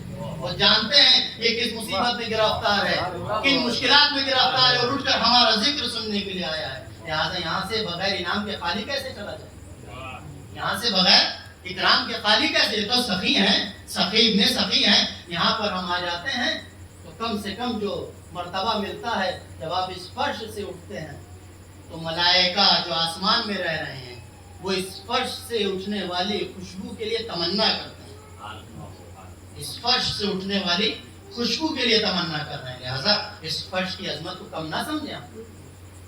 वो मलाइका जो अल्लाह के कुर्ब में है, जमीन से जब ये जिक्र इमाम हुसैन खत्म होता है तो कुछ मलाइका आसमान की तरफ परवाज करते हैं, तो मलाइका जिनके पास, जिनके मशाम में जन्नत की खुशबू आ रही है, वो सवाल करते हैं कि हम तुम्हारे पास ऐसी खुशबू को महसूस करें जो आज तक हमने नहीं सूंघी है, जो आज तक हमने नहीं सूंघी है। तो ये मलाइका जो जमीन से जिक्र इमाम हुसैन की मस्जिद से उठकर जा रहे हैं कि जमीन पर फला मकान पे फला जगह पर एक अहले बैत के चाहने वाले ने फर्श मजलिस हुसैन बिछाया था, वहां पे अहले बैत का तस्करा हो रहा था, हम उस मजलिस में गए हैं, उस मजलिस की बरकत है कि हमारे जिस्मों से ये खुशबू नमदार हो रही है, ये खुशबू उठ रही है। लिहाजा इस फर्श को अहमियत दें, इस फर्श की अजमत को पहचाने। तो परवरदिगार ने पहला इम्तिहान तो जनाब इब्राहिम ने अपने ज़माने के झूठे खुदाओं के मुकाबले में क़याम किया। दूसरा इम्तिहान जनाब इब्राहिम का क्या? अपने ज़माने के तागूत के मुकाबले में जनाब इब्राहिम ने उठ खड़े हुए, इस्तेकाम के साथ, मजबूती के साथ उसको ललकारा है, और उसकी तरफ से जो आजमाइशें रखी गई थी उन आजमाइशों में खड़े भी उतरे हैं। जनाब इब्राहिम ने अपने ईमान की कमजोरी नहीं दिखाई। अब उसके बाद जनाब इब्राहिम का जो इम्तिहान परवरदिगार आलम ने लिया है, वो इम्तिहान क्या है कि जनाब इब्राहिम को परवरदिगार आलम ने एक फर्जंद अदा किया कि जिसकी याद हम मनाते हैं साल में एक बार, जिसको हज़रत इस्माइल कहा जाता है। जनाब इब्राहिम के यहाँ विलादत, औलाद दुनिया में आई, जब दुनिया में बच्चा आता है तो उसके साथ माँ बाप की मोहब्बतें, उल्फतें और कल्बी रिश्ता मजबूत हो जाता है। अब आप एहसास कीजिएगा कि जनाब इब्राहिम क्या विलादत हुई है, हुक्म इलाही आ गया, इब्राहिम जाओ, और जाने के बाद अपनी ज़ौजा और अपने बच्चे को लक़दक सहरा में छोड़कर आ जाओ, लक़दक सहरा में छोड़कर आ जाओ। जनाब इब्राहिम ने हुक्म इलाही के मुताबिक जनाब हाजरा और जनाब इस्माइल अलैहिस्सलाम को कहाँ छोड़ा? सरजमीन मक्का, सरजमीन मक्का पर, जहाँ पे आदमी जात नहीं, जनाब इब्राहिम छोड़ कर आए हैं अल्लाह की तरफ से इम्तिहान। दूसरा इम्तिहान जो परवरदिगार, बहुत सख्त इम्तिहान है, बच्चा जवान नहीं है, बच्चा बोलता नहीं है, बच्चा चलता नहीं है, माँ की आगोश में है, और इस मौके पर बीवी को शौहर की और घर वालों की ज्यादा जरूरत हुआ करती है। उस इम्तिहान को जनाब इब्राहिम ने बेहतरीन तरीके से अंजाम दिया। फिर जब ये बच्चा जवान हुआ, कितने साल की दूरी थी जनाब इब्राहिम से, जवान हुआ, परवरदिगार आलम ने ख्वाब के जरिए से जनाब इब्राहिम को पैगाम दिया। क्या ख्वाब देखा? जनाब इस्माइल को जनाब इब्राहिम ज़िबा कर रहे हैं। अब जनाब इब्राहिम ने जैसे इस ख्वाब को देखा, अपने बेटे से जिक्र किया, ऐ बेटा इस्माइल, मैंने ख्वाब देखा है। उस ख्वाब में मैंने क्या देखा? उस ख्वाब में मैंने ये देखा है कि परवरदिगार आलम ने मुझे हुक्म दिया है कि मैं तुमको ज़िब करूं। जैसे ही बेटे ने से बाप ने जिक्र किया, अब यहाँ पर होना क्या चाहिए था? अगर हमारी और आपके मिजाज की तरबियत होती तो बेटा कहता, बाबा जान आप बूढ़े हो गए हैं, आपके ऊपर शैतानत सवार हो रही है, कहीं ख्वाब को अमली किया जाता है, कहीं ख्वाब इस तरीके का हकीकी हुआ करता है? नहीं। पूरी गुफ्तगू को सुनने के बाद जनाब इस्माइल ने जनाब इब्राहिम से कहा कि बाबा जान आप उस हुक्म को अमली कीजिए जिसका परवरदिगार ने आपको हुक्म दिया है, जिसका परवरदिगार ने आपको हुक्म दिया उसको अमली कीजिए। जनाब इब्राहिम से जनाब इस्माइल ने जुमला कहा, इस जुमले के बाद एक जुमला और कहा कि परवरदिगार इंशाअल्लाह मुझे साबिरीन में से पाएंगे, इंशाअल्लाह मुझे साबिरीन में से पाएंगे। तो यहाँ पर एक चीज मालूम हो गई कि बाप के फरमान के आगे बेटे ने सरे तस्लीम को खम कर दिया। अब अगर हमें अपने घर में इलाही मौसम बनाना है, अपने घर का माहौल खुदा के मिजाज के मुताबिक बनाना है, तो अपने घर की तरबियत भी वैसी करना है जैसे जनाब इब्राहिम ने की थी कि जहाँ बाप किसी बात के बारे में कहे तो बेटा सर झुकाता हुआ नजर आए, जहाँ बाप किसी बात के बारे में कहे तो वहां पे बेटा सर झुकाता हुआ नजर आए। इसीलिए रवायत में मिलता है, हमारे यहाँ इन गोशों की तरफ हम तवज्जो नहीं करते हैं। रवायतों में मिलता है कि जब तुम्हारा यहाँ बेटा या बच्चा पैदा हो तो उसकी तरबियत कैसे करो? आसान सा फॉर्मूला अहले बैत अलैहिस्सलाम ने हमको दिया है कि उसको 7 साल तक बादशाह की तरह उसकी तरबियत करो। 7 साल तक आपको कैसे तरबियत करना है बच्चे की? बादशाह की तरह। और हमारे यहाँ क्या होता है, बच्चे को जहां थोड़ा सा चलना फिरने लगा अब उसे डांटना डपटना शुरू कर दिया। बहरहाल उसकी कुछ कंडीशन है, उनकी तरफ इशारा नहीं करना है। 7 साल तक तरबियत कैसी करना है? अगर आपको अपना बच्चा मिजाज इस्माइली के मुताबिक चाहिए, अगर बच्चा उस तरीके का चाहिए तो बेहतरीन नमूना ये है, क्या करना है, बच्चे की तरबियत 7 साल तक बादशाह की तरह करना है। बादशाह की तरह मतलब क्या है? बादशाह के लिए क्या किया जाता है? बादशाह ने जो कह दिया उसे फौरन पूरा किया जाता है। बादशाह ने किसी चीज की ख्वाहिश की, उसके सामने हाजिर कर दी गई। बादशाह की दिल किसी चीज की तरफ गया, वो चीज उसको दे दी गई। तो बच्चे की इसी तरीके से आपको तरबियत करना है। जब 7 साल का पूरा हो जाए, अब इस्लाम में आगे बढ़ने के बाद बहरहाल उन गोशेदार मौलाना हजरत मुस्तकिल बयान करते रहते हैं कि अब 7 साल का जब बच्चा हो जाए तो अब उसे नमाज की आदत पढ़ाओ। 7 साल बादशाह बनाया, 7 साल का हुआ तब उसे नमाज के लिए आदी करो। अब 7 साल से 14 साल तक बच्चे की तरबियत वजीर की तरह करना। 7 साल से 14 साल तक बच्चे की तरबियत वजीर की तरह करना। वजीर का काम क्या होता है? वजीर से बादशाह मशवरे लिया करता है, वजीर से बादशाह गुफ्तगू किया करता है, वजीर के सामने बादशाह अपनी बातों को रखता है, उसके नजरियात को सुनता है। जब आपका बच्चा 7 साल से 14 साल की एज में है, इस एज में अगर बाप अपने बच्चे से गुफ्तगू करेगा, अपने बच्चे से बातें करेगा, अपनी बातें उसके सामने रखेगा, उसकी बातों को सुनेगा, तो ये बाप और बेटा मुशीर और मुशाबिर के मरहले में आ जाएंगे। यानी एक दूसरे की बातों को सुन रहे हैं, एक दूसरे के नजरियात को समझ रहे हैं, फिर अपनी राय को कायम करेंगे। तो 7 साल विलादत से लेकर 7 साल तक बादशाह की तरह तरबियत, 7 साल से लेकर 14 साल तक वजीर की तरह तरबियत, फिर 14 साल से लेकर 21 साल तक। अब जब ये तरबियत 14 साल की आपने बादशाह और वजीर वाली कर ली, अब ये बच्चा गुलामों की तरह आपके सामने नजर आएगा।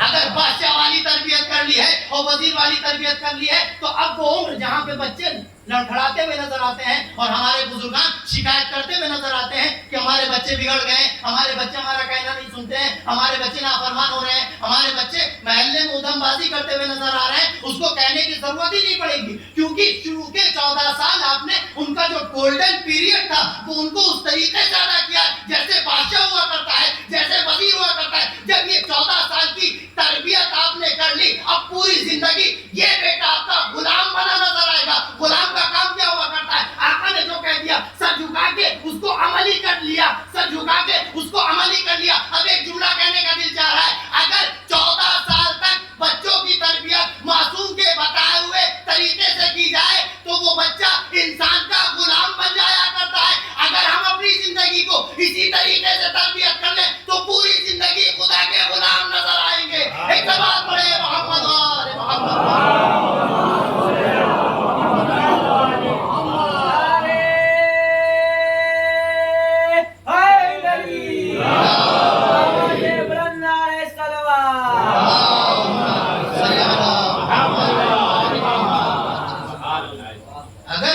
हम अपनी जिंदगी है तो बच्चे की तरफ चले गए, इसी पीरियड को अपने लिए बांट लें तो पूरी जिंदगी हम खुदा के गुलाम बन जाएंगे। यानी वो हमारा आका है, हम उसके गुलाम हैं। उसने जिस चीज को हुक्म दे दिया सर झुका के हमें मान लेना है। लिहाजा दूसरा रुख रवायत का कि ये तरबियत अगर आपको चाहिए जो जनाब इब्राहिम के इस इम्तिहान में नजर आ रही है, इमाम रज़ा अलैहिस्सलाम इरशाद फरमाते हैं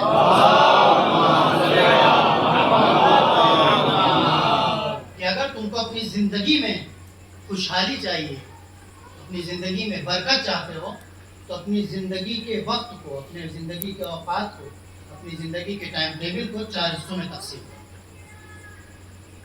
4 हिस्सों में तकसीम करना बहुत आसान फॉर्मूला दे दिया है। और अगर इस पे गौर करने, क्योंकि कुरान बार बार कह रहा है क्यों तदब्बुर नहीं, तो जिस तरीके से कुरान के लिए तदब्बुर को कहा गया है, वैसे ही बारिश कुरान ने जो बातें बयान की उन पे भी तदब्बुर हमें करना चाहिए। तो इमाम रज़ा क्या फरमा रहे हैं कि अपनी जिंदगी के औकात को, अपनी जिंदगी के टाइम टेबल को 4 हिस्सों में तकसीम कर दो।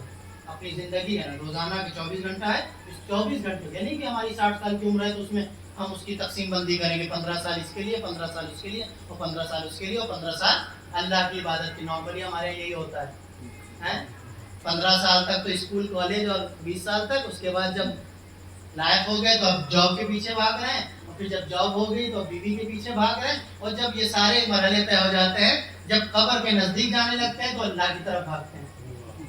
ऐसा ही होता है नॉर्मली हमारे समाज में, है? लेकिन इमाम रजा क्या कह रहे हैं, रोजाना के जो 24 घंटे हैं, इन 24 घंटों को 4 हिस्सों में तकसीम कर दो, फिर जिंदगी में कभी आपको मुश्किलात, उलझने, बेचैनियां और परेशानियां नजर नहीं आई। कौन कह रहा है? आलिम आले मोहम्मद कह रहा है।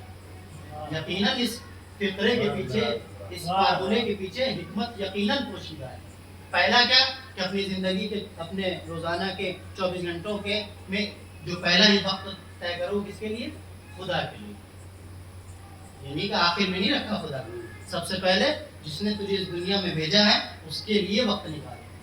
हम भी तो हैं जो हम पर एहसान करता है, जब ताज़ा ताज़ा एहसान होता है तो अगर गली से भी गुजरने सना खैरियत से बढ़ के हाथ मिला लेंगे, लेकिन जैसे जैसे वक्त गुजरता जाता है तो अब अगर दिख भी गए तो गर्दन टेढ़ी करके गुजर जाते हैं। मासूमीन ने कहा है एक जुमला आगे इमाम बाक़र अलैहिस्सलाम का, कि ज़िंदगी में अगर किसी ने तुम पर कोई एहसान किया है तो तुम्हारी पूरी ज़िंदगी ये कोशिश होना चाहिए कि तुम्हारी पूरी ज़िंदगी में कभी तुम्हारी ज़ात से उसको अज़ियत न हो। बहुत बड़ी बात इमाम बाक़र अलैहिस्सलाम कहते हैं कि अगर जिंदगी में कभी एक छोटा सा भी किसी ने तुम पर एहसान किया तो पूरी जिंदगी तुम्हारी ये कोशिश होना चाहिए कि तुम्हारी जात के जरिए से इस मुहसिन के ऊपर कोई अजियत नहीं आना चाहिए। लेकिन हमारे यहाँ क्या हो जाता है, पता है मुश्किलात में बीवी के अटैक पड़ा था, गाड़ी यही लेकर आए थे, बच्चे के स्कूल की फीस जमा करना थी, वक्ती तौर पर कर्ज इन्होंने दिया था, लेकिन जब वो मुश्किलात हट जाती हैं और हमारे मिजाज के खिलाफ कोई बात, वही पर जिसने हम पर एहसान किया कह दिया, तो हम इनसे बड़ा दुश्मन हमारा कोई नहीं, इनसे बड़ा दुश्मन हमारा कोई नहीं। तो इमाम रजा ने क्या कहा, अपनी जिंदगी के वक्त को 4 हिस्सों में तकसीम। पहला वक्त किसके लिए रखो? खुदा के लिए। पहला वक्त किसके लिए? खुदा के लिए। यानी अगर खुदा को याद करोगे, आगाज तुम्हारा बरकत के साथ हो रहा है, आगाज बरकत के साथ हो रहा है। दूसरा वक्त जो तय करना है अपना जिंदगी का, रोजाना का, कि आप दूसरा वक्त मुहैया करो रोजी कमाने के लिए, रोजी कमाने के लिए। यानी यहाँ पर एक चीज और अहले बैत चाह रहे हैं कि देखो, मेहनत और मजदूरी की कमाई हुई कमाई से हम भी खुश होंगे, अहले खुदा भी खुश होगा। खुदा के लिए वक्त निकालो, रोजी रोटी के लिए वक्त निकालो। तीसरा वक्त जो अहले बैत ने कहा है, इमाम रजा ने कहा है, तीसरा वक्त तुम अपने अहलो अयाल के लिए निकालो। तीसरा वक्त किसके लिए? अपने अहलो अयाल के लिए। और चौथा वक्त जो बयान किया है कि चौथा वक्त अपने आइज़ो अकारिब से मिलने जुलने के लिए। अब इसकी तशरीह अगर करें तो हर शख्स अपनी जहन के एतबार से इसकी तवज़ीह और तशरीह कर सकता है कि अल्लाह के लिए वक्त कैसे निकालना है, कि हमको कम से कम जो उसने हम पर फरीज़ा आयद किया है, जो हम पर वाजिब किया है, उस वक्त के लिए अपने को खाली रखें। जॉब है, वक्त नमाज हो गया है, तो हमें इस नमाज को अहमियत देना है। पहले अल्लाह की बारगाह में जाएंगे, तब बंदेगाने खुदा का हक अदा कर सकेंगे। जो अपने खालिक का ना हो सका वो उसकी मखलूक का कैसे हो सकता? जो अपने खालिक का ना हो सका वो उसकी मखलूक का कैसे हो सकेगा? दूसरा क्या कि जो अब अपने लिए रिस्क हलाल तलाश करो, यानी रोजी रोटी के लिए कोशिश करो, यानी परवरदिगार और उसके नुमाइंदे पसंद नहीं करते कि घर में बैठे रहो और दूसरे तुम्हारे खाने पीने का इंतजाम करें। तीसरी चीज क्या है कि तुम्हारे वो रिश्तेदार, तुम्हारे वो दोस्त जो दीदार हैं, जो मोमिन हैं, उनके साथ वक्त को गुजारो। क्यों गुजारो? ताकि उनके साथ वक्त गुजार कर तुम्हारे अंदर जो कमियां हैं उनको दूर कर सको। तुम्हारे अंदर जो कमियां हैं उनको दूर कर सको। हम भी बैठके करते हैं, हम भी चौक और चौराहों पे बैठ के गुफ्तगू करते हैं, लेकिन वहां पर अपनी कमियों को दूर करने के लिए गुफ्तगू नहीं होती, बल्कि दूसरों की बुराइयां करने के लिए गुफ्तगू होती है। वो गुफ्तगू हम में से हर इंसान जानता है, जब हम जमा होते हैं तो हमारी गुफ्तगू किस लेवल की होती है, किसके बारे में गुफ्तगू करते हैं? अपनी इस्लाह के लिए नहीं हो रही है, दूसरे की कमियां निकालने के लिए। चौथी चीज जो इमाम ने बयान की थी कि चौथा हिस्सा जो तुम्हें मुय्यन करना है वो रिश्ते हलाल से मुराद क्या है कि जो कुछ तुमने अब तक हासिल किया है उसको बेहतरीन तरीके से एंजॉय करो। अल्लाह ने तुमको तुम्हारी रोजी रोटी के जरिए से रिस्क दिया है, उसको जमा ना करो, खर्च करो, अपने पे खर्च करो, औलाद पे खर्च करो, ज़ौजा पे खर्च करो, माँ बाप पे खर्च करो, रिश्तेदारों पे खर्च करो। ज़ौजा को अता दिया है परवरदिगार ने, उसके लिए वक्त निकालो। औलाद दी है, उसके लिए टाइम निकालो। जब ये 4 हिस्सों में जिंदगी को तकसीम कर दिया जाएगा तो आगाज खुदा के नाम से हो रहा है। अब इसके बाद जितने भी वक्त होंगे उनमें बरकत आना लाजमी है। آغاز دن کا خدا کی ذات سے ہو رہا ہے. اب اس کے بعد جتنے بھی مرحلے آپ نے طے کیے ہیں ان میں یقیناً برکت آنا ہے, کیونکہ آغاز خدا کے نام سے. جب ہمارا عقیدہ یہ ہے کہ ہم اپنی زندگی کا کوئی کام بسم اللہ الرحمن الرحیم کے بغیر نہیں کر سکتے. پوچھا گیا کیوں کرتے ہو بسم اللہ کے ذریعے؟ ارے بھائی آپ کو پتا نہیں ہے, جس کام کو بسم اللہ سے شروع کیا جائے اس میں برکت پائی جاتی ہے. اب سمجھ میں آیا, جب بسم اللہ سے شروع کیے ہوئے کام میں برکت ہو سکتی ہے تو خدا کے نام سے جو کام کیا جا رہا ہے اس میں بھی برکت نظر آ رہی ہے. علی کی ذات وہ ذات ہے جس کو پروردگار عالم نے جب پھیلایا تو 14 بنا دیا, جب سمیٹا تو قرآن میں نقطہ بنا دیا. ایک سوال پڑھے محمد والے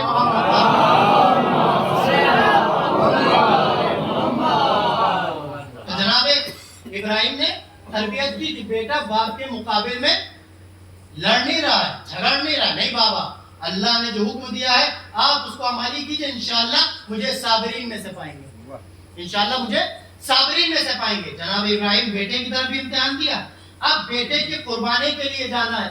اب جناب ابراہیم بیٹے کی قربانی دینا ہے خدا کی راہ میں, تو ماں کا حق بیٹے پہ ہوا کرتا ہے. جناب ابراہیم آئے اور آنے کے بعد بتایا ایسے اللہ نے مجھے حکم دیا ہے اور میں اللہ کا امتحان دینے کے لیے جا رہا ہوں. تو ماں نے انکار نہیں کیا, ماں نے جھگڑا نہیں کیا, زوجہ نے میاں سے گفتگو اور چیر پکار نہیں کی ہے, بلکہ کیا کریں, جائیے اللہ نے امتحان معین کیا ہے, امتحان میں آپ کامیاب ہوں. میں جناب حاجرہ کو تو یہاں پہ پوری بحث کر لینا چاہیے تھی کہ آپ تو سارا ظلم ہم ہی پر کر رہے ہیں. جب بچہ پیدا ہوا تو صحرا میں چھوڑ کر آ گئے, جہاں پہ نہ جھوپڑی ہے, نہ گھر ہے, نہ مکان ہے, نہ لائٹ ہے, نہ کھانے کا سامان ہے, نہ خدمت کرنے والی خادمہ ہے. اور اب جب بچہ جوان ہو گیا تو میرا ہی بیٹا جسے قتل کیا جائے, جسے اللہ کی راہ میں قربان کیا جائے. دوسری زوجہ بھی تو ہیں, ان کی قربانی دے دی جائے, کسی جانور کی قربانی دے دی جائے. لیکن جناب حاجرہ نے کسی بھی بات کا گلایا نہیں کیا, کسی بھی بات کا گلا نہیں کیا, کسی بھی بات کی شکایت نہیں کی. جناب حاجرہ جناب ابراہیم کی پوری گفتگو کو سن رہی ہیں لیکن کسی بھی بات کے اوپر اعتراض نہیں کر رہی ہیں. تو معلوم ہو گیا جناب ابراہیم نے اپنی زوجہ کی تربیت اللہ کی مشیت کے مطابق کی تھی کہ اگر ادھر سے کوئی امتحان آ جائے تو شوہر کے ساتھ ساتھ زوجہ بھی قدم بقدم آگے بڑھتی ہوئی نظر آئے. اب اگر ہمیں اپنے گھر کے امتحانوں میں جو اللہ کی طرف سے طے کیے گئے اس میں سروکار ہونا ہے, اس میں آگے بڑھ جانا ہے, تو اس کی پہلی شرط یہ ہے کہ گھر کے ماحول کو اسلامی اعتبار سے بناؤ. جب ماحول اسلامی ہو جائے گا کتنے امتحان آ جائے دونوں مل کر سر کر لے جائیں گے. ایک سوال پڑھے محمد والے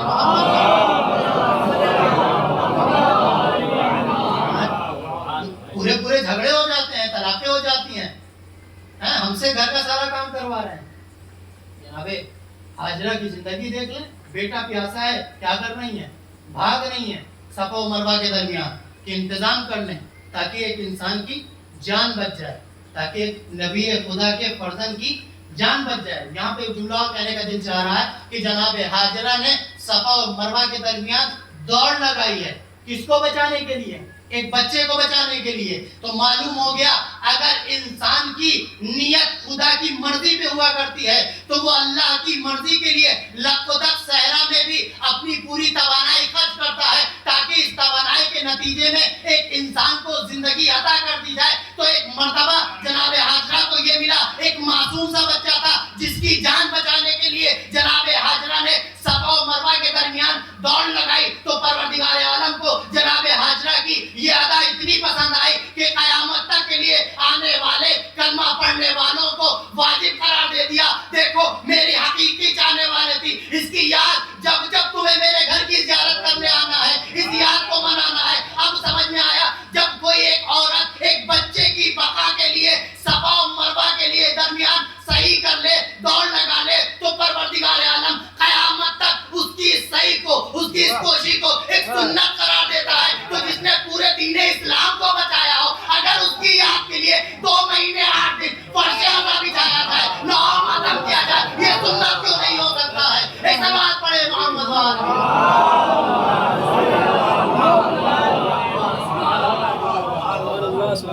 ایک بچے کو بچایا. قیامت تک کے لیے پروردگار نے ایک عورت کے عمل کو سنت قرار دے دیا کہ اب آپ کو یہ کرنا ہی ہے, اس کی تاثیر کرنا ہے, اس کی پیروی کرنا ہے. حج پر گئے اور اگر نہ دوڑے حج ہو جائے گا, نہیں ہوگا. تو یہ امتحان زوجہ کی طرف سے جناب ابراہیم کے امتحان. اب جب امتحان طے کر لیے تو پروردگار نے کیا کہا فَأَتَمَّهُنَّ. کسی بھی امتحان میں جناب ابراہیم فیل نہیں ہوئے, ہر امتحان بہترین طریقے سے پاس کیا. جب پاس کر لیا قَالَ إِنِّي جَاعِلُكَ لِلنَّاسِ إِمَامًا. اب پروردگار کہہ رہا ہے کہ ہم نے آپ کو لوگوں کا امام بنا دیا, ہم نے آپ کو لوگوں کا امام بنا دیا. تو معلوم ہو گیا جو اللہ کی طرف سے مقرر کیے ہوئے امتحانات کو بہتر طریقے سے سر کر لے, طے کر لے, اس میں پاس ہو جائے, وہ امام بنتا ہے لوگوں کا, وہ امام بنتا ہے لوگوں کا. جناب ابراہیم نے امتحان پاس کیا, پروردگار نے سند دی انی جاعلک للناس اماما, ہم نے تم کو لوگوں کا امام بنایا ہے. اب وہ اپنے مرتبے کو پہچان لے جن کا امام امیر المومنین ہے, لوگوں کا امام بنایا ہے, امیر المومنین مومنین کا امام ہے. لہذا ہم کو انسانوں سے بڑھ کر مومن بننا پڑے گا, تب امیر المومنین ملیں گے. انسان بننا کافی نہیں ہے, مومن بننا پڑے گا, تب ہمارا کوئی امیر ہوگا, تب ہمارا کوئی امیر ہوگا. اور جب پروردگار نے اس طریقے سے کہا تو جناب ابراہیم نے مزاج مشیت کو پہچان رہے ہیں نا, جناب ابراہیم مزاج مشیت کو پہچان رہے ہیں کہ امتحان طے کر لیے, امتحان میں کامیاب ہو گئے, اللہ مہربان تو ہے ہی اور مہربان ہو رہا ہے. خلیل اللہ تو پہلے ہی تھے, اب امام بھی بنائے جا رہے ہیں. فوراً کا قال من ذریتی, تعامل نہیں کیا, جیسی پروردگار نے کہا قال انی جاعلک للناس اماما, ہم نے آپ کو لوگوں کا امام بنایا, فوراً کا قال من ذریتی, پروردگار اور میری ذریت اور میری نسل اور میری اولاد. پروردگار نے بھی جواب دیا قال لا ینال عہد الظالمین, میرا یہ عہدہ, میرا یہ منصب ظالمین کو نہیں ملنے والا. جناب ابراہیم نے دعا کی, پروردگار نے جواب دیا میرے منصب ظالمین کو نہیں ملنے والا. پوری آیہ کریمہ کا ترجمہ آپ کے ذہنوں تک آ گیا کہ پروردگار عالم نے جناب ابراہیم کا امتحان لیا, جناب ابراہیم نے اس امتحان کو بہترین طریقے سے پاس کیا. امتحان میں جب پاس ہوئے پروردگار نے سند دی قال انی جاعلک للناس اماما, ہم نے آپ کو لوگوں کا امام بنایا. قال من ذریتی, میری ذریت کا کیا ہوگا؟ پروردگار نے کہا قال لا ینال عہد الظالمین, یہ عہدہ ظالمین تک نہیں پہنچے گا. اب جو بھی ظالم ہے وہ ملت ابراہیم میں سے نہیں ہے, جو بھی ظالم ہے وہ ملت ابراہیم میں سے نہیں ہے. اب ایک جملہ کہنے کا دل چاہ رہا ہے, اب لاکھ اپنے کو خلیفہ کہتے رہے, لاکھ اپنے کو امام کہتے رہے, کیونکہ پروردگار عالم نے قاعدہ بیان کر دیا ذریت ابراہیم میں ظالم ہو ہی نہیں سکتا, کیونکہ منصب ظالم تک جا ہی نہیں سکتا. ایک بات پڑھے محمد و آل محمد. اچھا, پروردگار نے کہا نا کہ ظالمین کو نہیں ملے گا منصب, تو ظالم کون ہوتا ہے؟ جو ظلم کرتا ہے. ظالم کون ہوتا ہے؟ جو ظلم کرتا ہے. ظلم بھی دو طریقے کے ہوتے ہیں. ظلم کبھی کبھی ظلم عظیم ہوتا ہے, کبھی کبھی ظلم صغیر ہوتا ہے.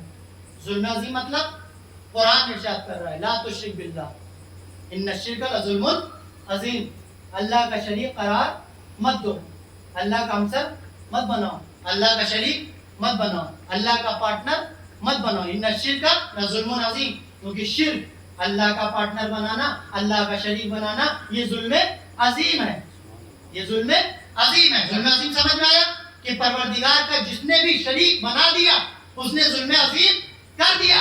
پروردگار کیا کہہ رہا ہے کہ جو بھی ظالم ہوگا اس تک یہ منصب نہیں پہنچے گا. اب ظالم منصب الہی کو حاصل نہیں کر سکتا, تو معلوم ہو گیا کہ منصب الہی کسی بت پرست کو نہیں ملے گا, بت شکن کو ملا کرتا ہے. منصب الہی کسی بت پرست کو نہیں ملے گا, کیونکہ قرآن کہہ رہا ہے لا تشرک باللہ, اللہ کا شریک مت بناؤ. ان الشرک لظلم عظیم, شرک کیا ہے؟ سب سے بڑا ظلم ہے. تو جو بھی ظالم ہوگا وہ اللہ کے اس منصب کا حقدار نہیں بن سکتا. دوسرا, ظلم کی کیفیت اور کنڈیشن کیا ہے؟ کبھی کبھی ظلم صغیر ہوا کرتا ہے لیکن ہے ظلم. وہ ظلم کیا ہے؟ جب بندہ بندے پہ ظلم کرتا ہے, جب بندہ بندے پہ ظلم کرتا ہے. سورہ یوسف, جناب یوسف نے جب اپنے باپ سے ذکر کیا کہ بابا جان میں نے خواب دیکھا ہے کہ مجھے چاند ستارے سجدہ کر رہے ہیں, تو کیا کہا تھا جناب یعقوب نے؟ جناب یعقوب نے کہا بیٹا اس خواب کا تذکرہ بھائیوں سے مت کرنا, کیونکہ وہ تمہارے خلاف قید کریں گے، تمہارے خلاف پلاننگ کریں گے، تمہارے خلاف شریعت کریں گے. یعنی شریعت کب کیا جاتا ہے؟ پلاننگ کب کی؟ جب نیت میں ظلم کرنا ہو. جب نیت میں ظلم کرنا ہو تو ظلم عظیم کرنے والا بھی منصب امامت کو نہیں لے سکتا، ظلم صغیر کرنے والا بھی منصب امامت کو نہیں لے سکتا. تو ظلم عظیم جس نے کیا وہ بت پرست ہے، کیونکہ شریک ہو گیا، خدا کا شریک قرار دے دیا، لہذا اسے منصب امامت نہیں ملے گا. ظلم صغیر جس نے کیا وہ بھی ظالم ہو گیا، منصب امامت اس کو نہیں ملے گا. اب ہمیں کائنات میں دو طریقے کے بھائی نظر آئے. ایک بھائی وہ جو ایک بھائی کو کنویں میں ڈال رہے ہیں، رسی کو کاٹ رہے ہیں، چند درہموں کے مقابل میں اسی بھائی کو بیچ رہے ہیں. یہ بھائی پہ ظلم کرتے ہوئے نظر آ رہے ہیں. انہوں نے ظلم کر لیا، ان کو امامت ملنے والی نہیں ہے. لیکن ایک بھائی اور نظر آیا جو شب ہجرت بستر پہ جب سویا ہے تو پروردگار کہہ رہا ہے یہ میرا بندہ ہے جو میری رضا کے لیے سو رہا ہے، لہذا یہ میری طرف سے منصب امامت کا حقدار ہے. ایک بات پڑھے محمد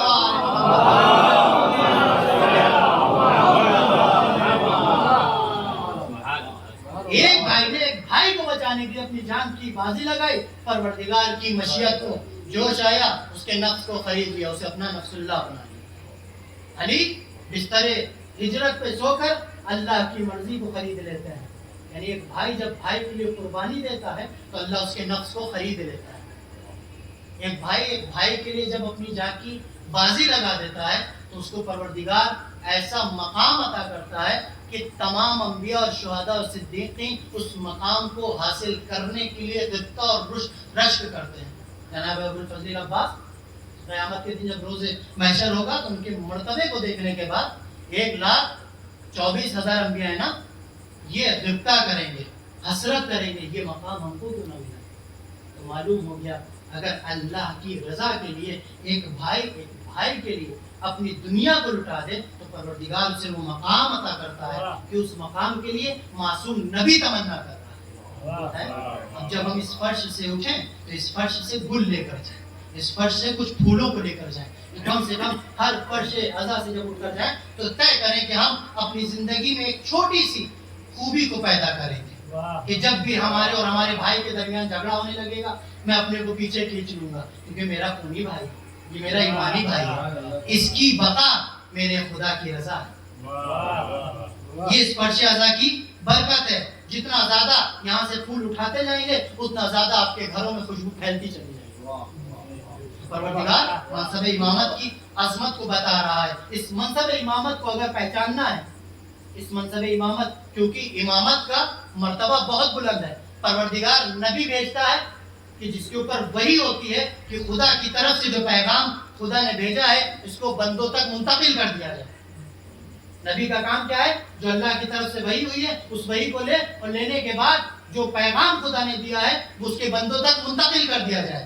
رسول کا کام کیا ہے؟ یہ جو پیغام آیا ہے اس کو لوگوں میں اور زیادہ مشہور کیا جائے، لوگوں کو اس کے سلسلے سے اور جاگروک کیا جائے، لوگوں کو اس کے بارے میں اور زیادہ بتایا جائے. نبی پر وحی ہوتی ہے، رسول پر وحی نہیں ہوتی. اس کا کام کیا ہے؟ لوگوں تک پیغام کو اور زیادہ منتقل کرنا، لوگوں تک پیغام کو اور زیادہ پہنچانا.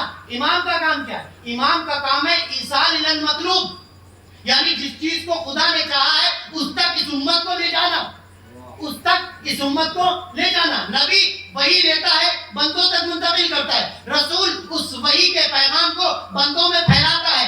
امام ایصال الی المطلوب کرتا ہے، یعنی جو اللہ کا مطلوب ہے، جو اللہ کا مقصود ہے اس مقصود تک لے کر جاتا ہے. اور آسان لفظوں میں کہہ دیا جائے امام اس نور کی شعاع کو کہتے ہیں جو ظلمت کی تاریکی میں نورانی راستوں کو پیدا کرتا ہے، بھٹکتے ہوئے کے ہاتھ کو تھام کر منزل تکمیل تک پہنچاتا ہے. اب کائنات میں اس کو امام ماننا جو گمراہی میں پڑے ہوئے لوگوں کے ہاتھ کو تھام کر ہدایت کی طرف لیتا ہوا ہے. ہمیں کائنات میں یا علی نظر آئے ہیں یا اولاد علی نظر آئے ہیں. کل تک جو لشکر یزید میں حر تھا، لعنت اللہ تھا، لیکن امامت کے نور نے اپنی طرف کھینچ کر اس کو علیہ السلام بنا دیا. ایک بات پڑھے محمد ہے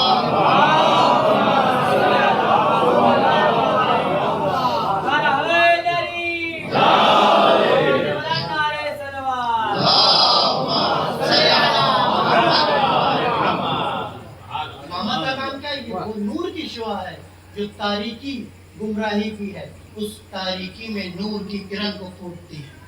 جو گمراہی کے دلدل میں دھس رہا ہے اس کے ہاتھ کو تھامے ایصال الی المطلوب. خدا نے جو چاہا تھا وہاں تک پہنچا دے اسے امام کہتے ہیں. آپ کائنات میں دیکھتے چلے جائیے جو ذات آپ کو اللہ کی مقصود تک پہنچا دے وہی امام. جو ذات آپ کو اللہ کے مطلوب تک اللہ کی مقصود تک پہنچا دے وہی امام ہونے کا حق رکھتا ہے. اب امام کس کے بعد آ رہا ہے؟ نبی کے بعد. جب اللہ نے 1,24,000 انبیاء بھیج دیا اور آخری رسول کو خاتم المرسلین بنا کر بھیج دیا، اب اس نبی کے ذریعے سے پروردگار اپنے دین کو کامل کر رہا ہے. پروردگار اپنے دین کو کامل کر رہا ہے. اور جب دین کامل ہو گیا، اس نبی نے جس دین کو اللہ کی وحی سے لوگوں تک منتقل کیا، جس دین کو سکھایا، جس دین کو سمجھایا، اس دین کی تائید کے لیے، اس دین کو آگے پھیلانے کے لیے وہی ہونا چاہیے، ویسا ہی ہونا چاہیے جیسا نبی تھا. اس دین کو سمجھانے والا وہی ہونا چاہیے، ویسا ہی ہونا چاہیے جیسا نبی تھا. نبی دین کو لے کر آئے، دین کو پھیلایا، دین کو سمجھایا. نبی ایک وقت آیا جب اس دنیا سے چلا جائے گا. اب نبی کے بعد اس دین کی تائید کرنے والا کون ہے؟ اس نبی کے بعد اس دین کی تائید کرنے والی ذات علی ابن ابی طالب کی ذات ہے. علی ابن ابی طالب کی ذات ہے. اب یہاں پہ ایک روایت ذہن میں آ رہی ہے. روایت ہے صحیح بخاری میں، پہلی جلد میں صفحہ 108. فضائل اہل بیت کا تذکرہ اس روایت میں ہے. مطرف بن عبداللہ سے نقل کی گئی ہے. ان مطرف بن عبداللہ قال صلیت خلف علی ابن ابی طالب علیہ السلام انا و عمران بن حسین. کیا کہہ رہے ہیں مطرف بن عبداللہ؟ کہ میں نے علی ابن ابی طالب کے پیچھے نماز پڑھی اور اس نماز میں میں تھا اور عمران ابن حسین تھے. کس کے پیچھے نماز پڑھی؟ علی ابن ابی طالب کے پیچھے. فَإِذَا سَجَدَ كَبَّرَ، جب سجدے میں گئے تکبیر کہی. فَإِذَا رَفَعَ رَأْسَهُ كَبَّرَ، جب سجدے سے سر اٹھایا تو تکبیر کہی. فَإِذَا رَفَعَ رَأْسَهُ كَبَّرَ وَلَمَّا نَهَضَ رَكَعَتَيْنِ، جب 2 رکعتوں سے اٹھے تب بھی فَكَبَّرَ، تکبیر کہی. وَلَمَّا قَضَى الصَّلَاةَ، جب نماز تمام ہو گئی كَبَّرَ، تب بھی تکبیر کہی. فَأَخَذَ بِيَدِي عمران بن حسین، میرے ہاتھ کو عمران بن حسین نے پکڑا اور پکڑنے کے بعد کہا فَقَدْ ذَكَّرَنِي صَلَاةَ مُحَمَّدٍ، آج مجھ کو ان کی نماز نے محمد کی نماز یاد دلا دی. آج مجھ کو ان کی نماز نے محمد کی نماز یاد دلا دی. کون کہہ رہا ہے؟ وہ صحابی رسول کہہ رہا ہے جو آنکھوں سے نابینا ہو چکا، دکھائی نہیں دیتا، لیکن جب علی کے پیچھے نماز پڑھ رہا ہے، آنکھوں میں نور نہیں ہے، کانوں سے صرف سن رہا ہے کہ جب سجدے میں گئے تو تکبیر کہی، سجدے سے سر اٹھایا تو تکبیر کہی، رکعتوں سے فارغ ہوئے تو تکبیر کہی، نماز تمام کی تو تکبیر کہی. تو بغل والے کا ہاتھ تھام کے کہا آج ویسی نماز پڑھی جیسی محمد کے پیچھے پڑھا کرتا تھا. اب ایک جملہ کہنے کا دل چاہ رہا ہے. 24 سال کے بعد علی نے نماز پڑھائی تو 24 سال میں رسول کا سکھایا ہوا دین، رسول کا بتایا ہوا دین، رسول کا سمجھایا ہوا دین اتنا بدل گیا کہ پڑھنے والا نابینا صحابی بھی کہہ رہا ہے آج ویسی نماز پڑھی جیسی نبی کے پیچھے پڑھا کرتا تھا. اب ان لوگوں کے بارے میں سوچو جنہوں نے 1400 سال پہلے علی کے دین کو چھوڑ کر دوسروں کے دین کو اختیار کر لیا ہے، وہ اسلام سے کتنا دور ہو گئے ہوں گے. ایک صلوات پڑھے محمد.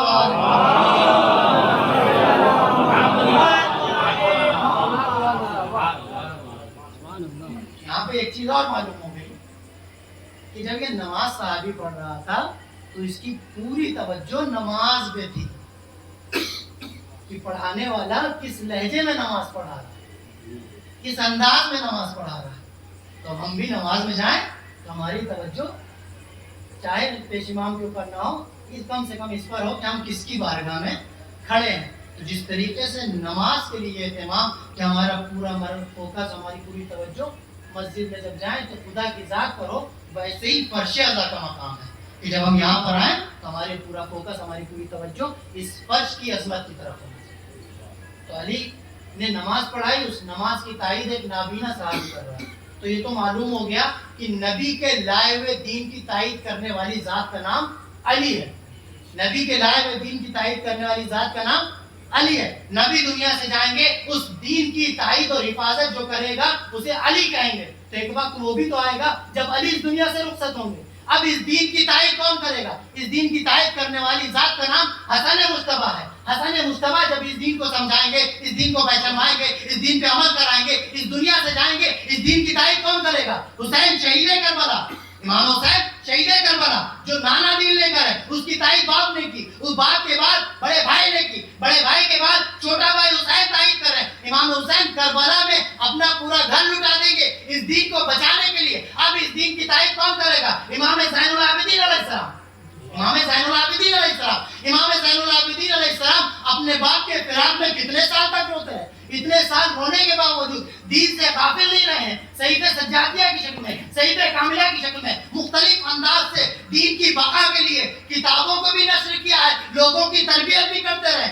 امام سجاد کی زندگی کو دیکھیں کہ آپ نے بابا کی شہادت کے بعد دوبارہ قیام نہیں کیا, بلکہ امام نے سمجھ لیا کہ اگر انقلاب لانا ہے اب تلوار کی ضرورت نہیں ہے بلکہ لوگوں کے ذہنوں پہ کام کرنے کی ضرورت ہے. امام نے غلاموں کو خریدا اور خریدنے کے بعد سال بھر سے کم عرصہ اپنے پاس رکھتے تھے اور رکھنے کے بعد تربیت کرتے تھے اور اس کے بعد اللہ کی راہ میں آزاد کرتے تھے. تو پہلا پیغام کہ اہل بیت کے گھر والے غلام نہیں رکھتے ہیں, آزاد کر دیا کرتے ہیں.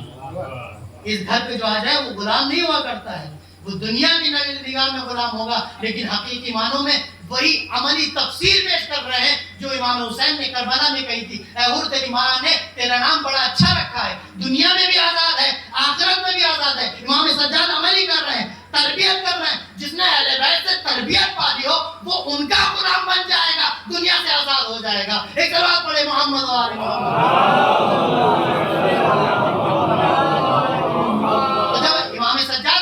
جائیں گے اب اس دین کی تائید کون کرے گا؟ امام باقر علیہ السلام, جنہیں باقر العلوم کہا جاتا ہے.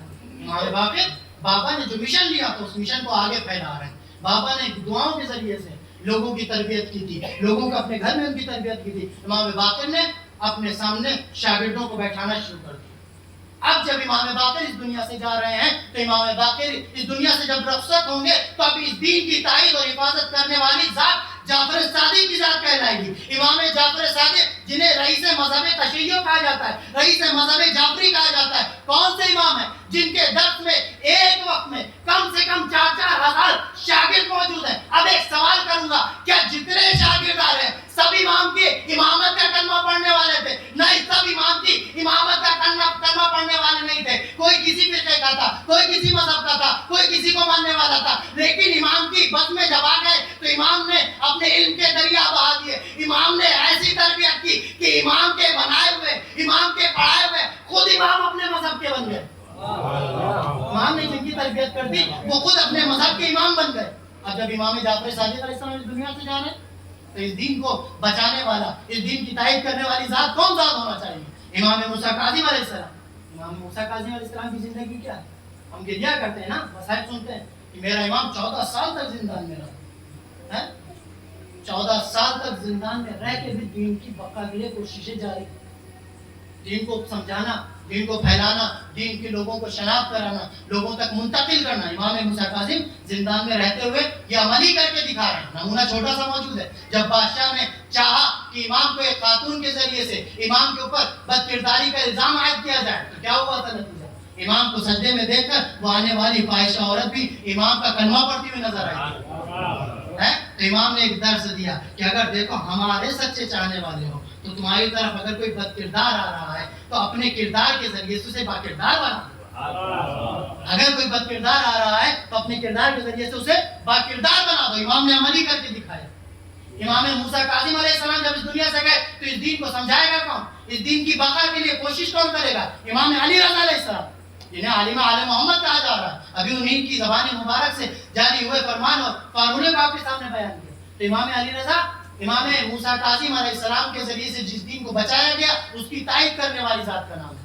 اسی لیے کسی نے غالباً امام موسیٰ کاظم نہیں, امام محمد تقی علیہ السلام سے سوال کیا کہ مولا یہ بتائیے, یہاں پہ آپ لوگ حیرت مت کیجیے گا, میں نے ایک جملہ کہا تھا کہ قرآن میں بھی تدبر کرنا چاہیے, اہل بیت کی بیان کی ہوئی حدیث میں بھی تدبر کرنا چاہیے. کیونکہ جو ایسا قرآن اپنے اندر 70 بطون رکھتا ہے, یعنی پرت دا پرت اس کے ہاں خزانے علم کے پائے جاتے ہیں, ویسے ہی حدیث اہل بیت میں بھی علم کے خزانے پائے جاتے ہیں. اس کا نمونہ کیا ہے؟ امام علی نے ایک جملہ ہی تو کہا تھا کہ میں اس پانی میں نور کو دیکھ رہا ہوں, آج آپ کے سامنے نور ہی نور نظر آ رہا ہے. تو امام سے سوال کیا کہ امام یہ بتائیے کہ امام حسین کی زیارت کا ثواب زیادہ ہے یا امام آپ کے بابا امام علی رضا علیہ السلام کی؟ آپ اور ہم ہوتے ہیں تو عقیدت کے جوش میں کیا کہتے ہیں پتہ ہے؟ امام حسین سید الشہداء ہیں، یعنی جن کے مقتل کی خاک کھا کے شفا بن جائے اس سے بڑا مرتبہ کسی کو مل جائے گا؟ یہی تو جواب دیتے ہیں، لیکن معصوم امام نے برعکس جواب دیا. اب یہاں پہ آپ حیرت مت کیجیے گا، اس کی اپنی دلیل امام دے رہے ہیں کہ امام حسین کی زیارت سے زیادہ ثواب کس کا ہے؟ امام علی رضا علیہ السلام کا، 8ویں امام کی زیارت کا. کیوں؟ کہ امام حسین کی زیارت کا ثواب کرنے والا ہو سکتا ہے وہ بھی ہے جو چوتھے امام تک مانتا ہو. امام حسین کی زیارت کرنے والا وہ بھی ہے جو چھٹے امام تک مانتا ہو. لیکن امام رضا علیہ السلام کی زیارت کرنے والا وہی آئے گا جو شیعہ اثنا عشری ہوگا. امام رضا علیہ السلام کی زیارت کرنے والا وہی آئے گا جو 12 امامی ہوگا، 12 امام کو ماننے والا ہوگا. یہ ہمارے شیعوں میں بھی فرقے ہیں نا، کچھ 3 امام تک مانتے ہیں، کسانیہ ہیں، کچھ زیدیہ ہیں، کچھ چھٹے امام تک مانتے ہیں. تو امام نے بتا دیا فضیلت اس رخ سے امام رضا کی زیارت کی زیادہ ہے کہ یہاں پر وہ آئے گا جو 12 امام کا ماننے والا.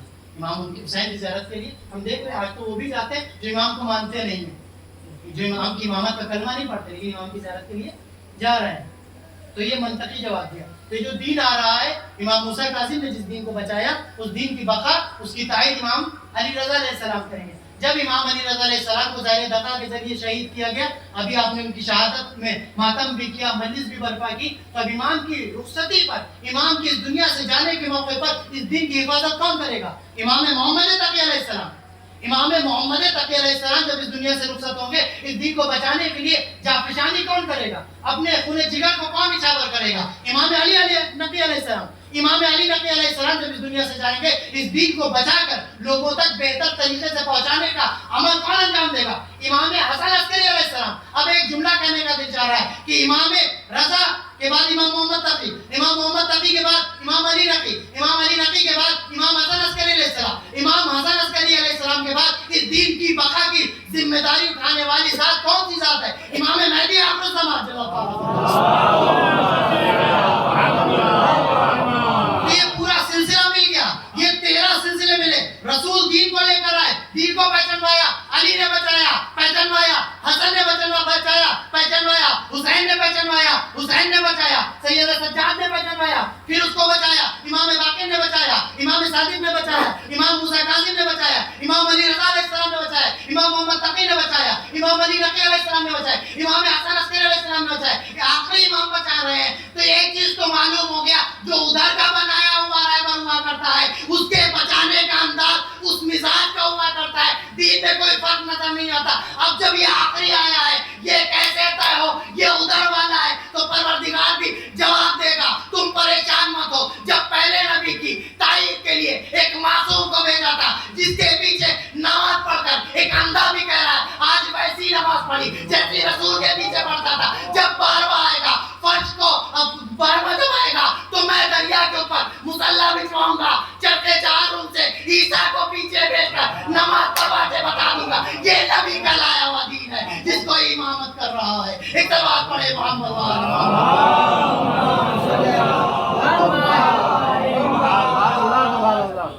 ایک معصوم نے ایک نبی کی تائید کی.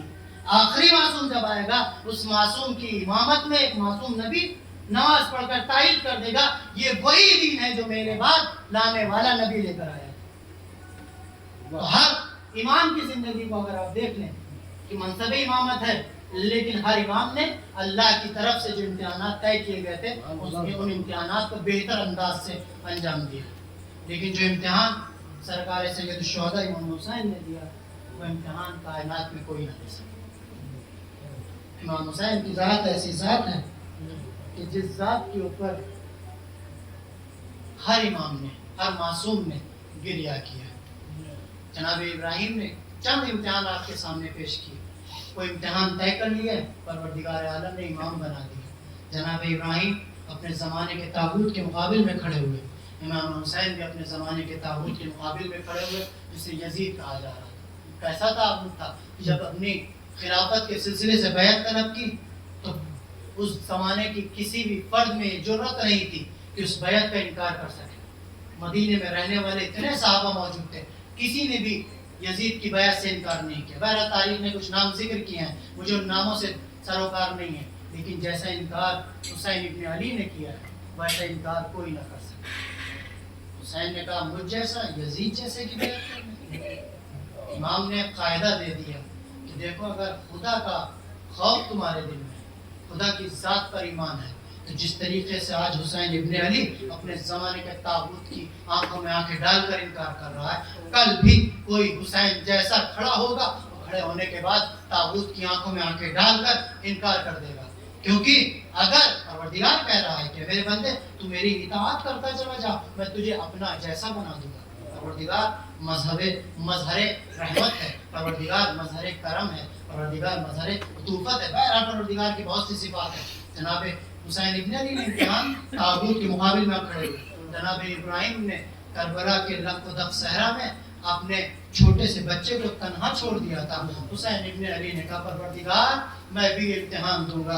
ابراہیم دادا نے امتحان جب دیا تھا تو زوجہ کی آغوش میں بیٹا تھا، میں جب امتحان دوں گا تو میری آغوش میں بیٹا ہوگا۔ ابراہیم دادا نے جب امتحان دیا تھا تو باپ کی آغوش میں، ماں کی آغوش میں جو بیٹا تھا اس کے ہونٹوں پہ پپڑیاں نہیں پڑی تھی، اس کے ہونٹ خشک نہیں تھے، لیکن جب میں امتحان دوں گا تو میری آغوش میں ایک بچہ ہوگا جس کے لبوں پہ پپڑیاں پڑ گئی ہوں گی، ہونٹ خشک ہو چکے ہوں گے۔ دادا ابراہیم آپ نے امتحان دیا تھا کہ آپ نے ایک خواب دیکھا تھا، اس خواب کی بنیاد پر جب آپ اس خواب کو عملی کرنے کے لیے گئے ہیں تو آپ نے آنکھوں پہ پٹی باندھ لی تھی، بیٹے کے ہاتھوں کو پیچھے باندھ دیا تھا۔ دادا ذرا کربلا کے میدان میں آئیے، میرے امتحان کو بھی دیکھیے، حسین کی آنکھوں پہ پٹی نہیں باندھی ہے، علی اکبر کے ہاتھوں میں رسی نہیں۔ دادا جب کل چھری چلائی تھی اللہ نے ایک دمبے کو بھیجا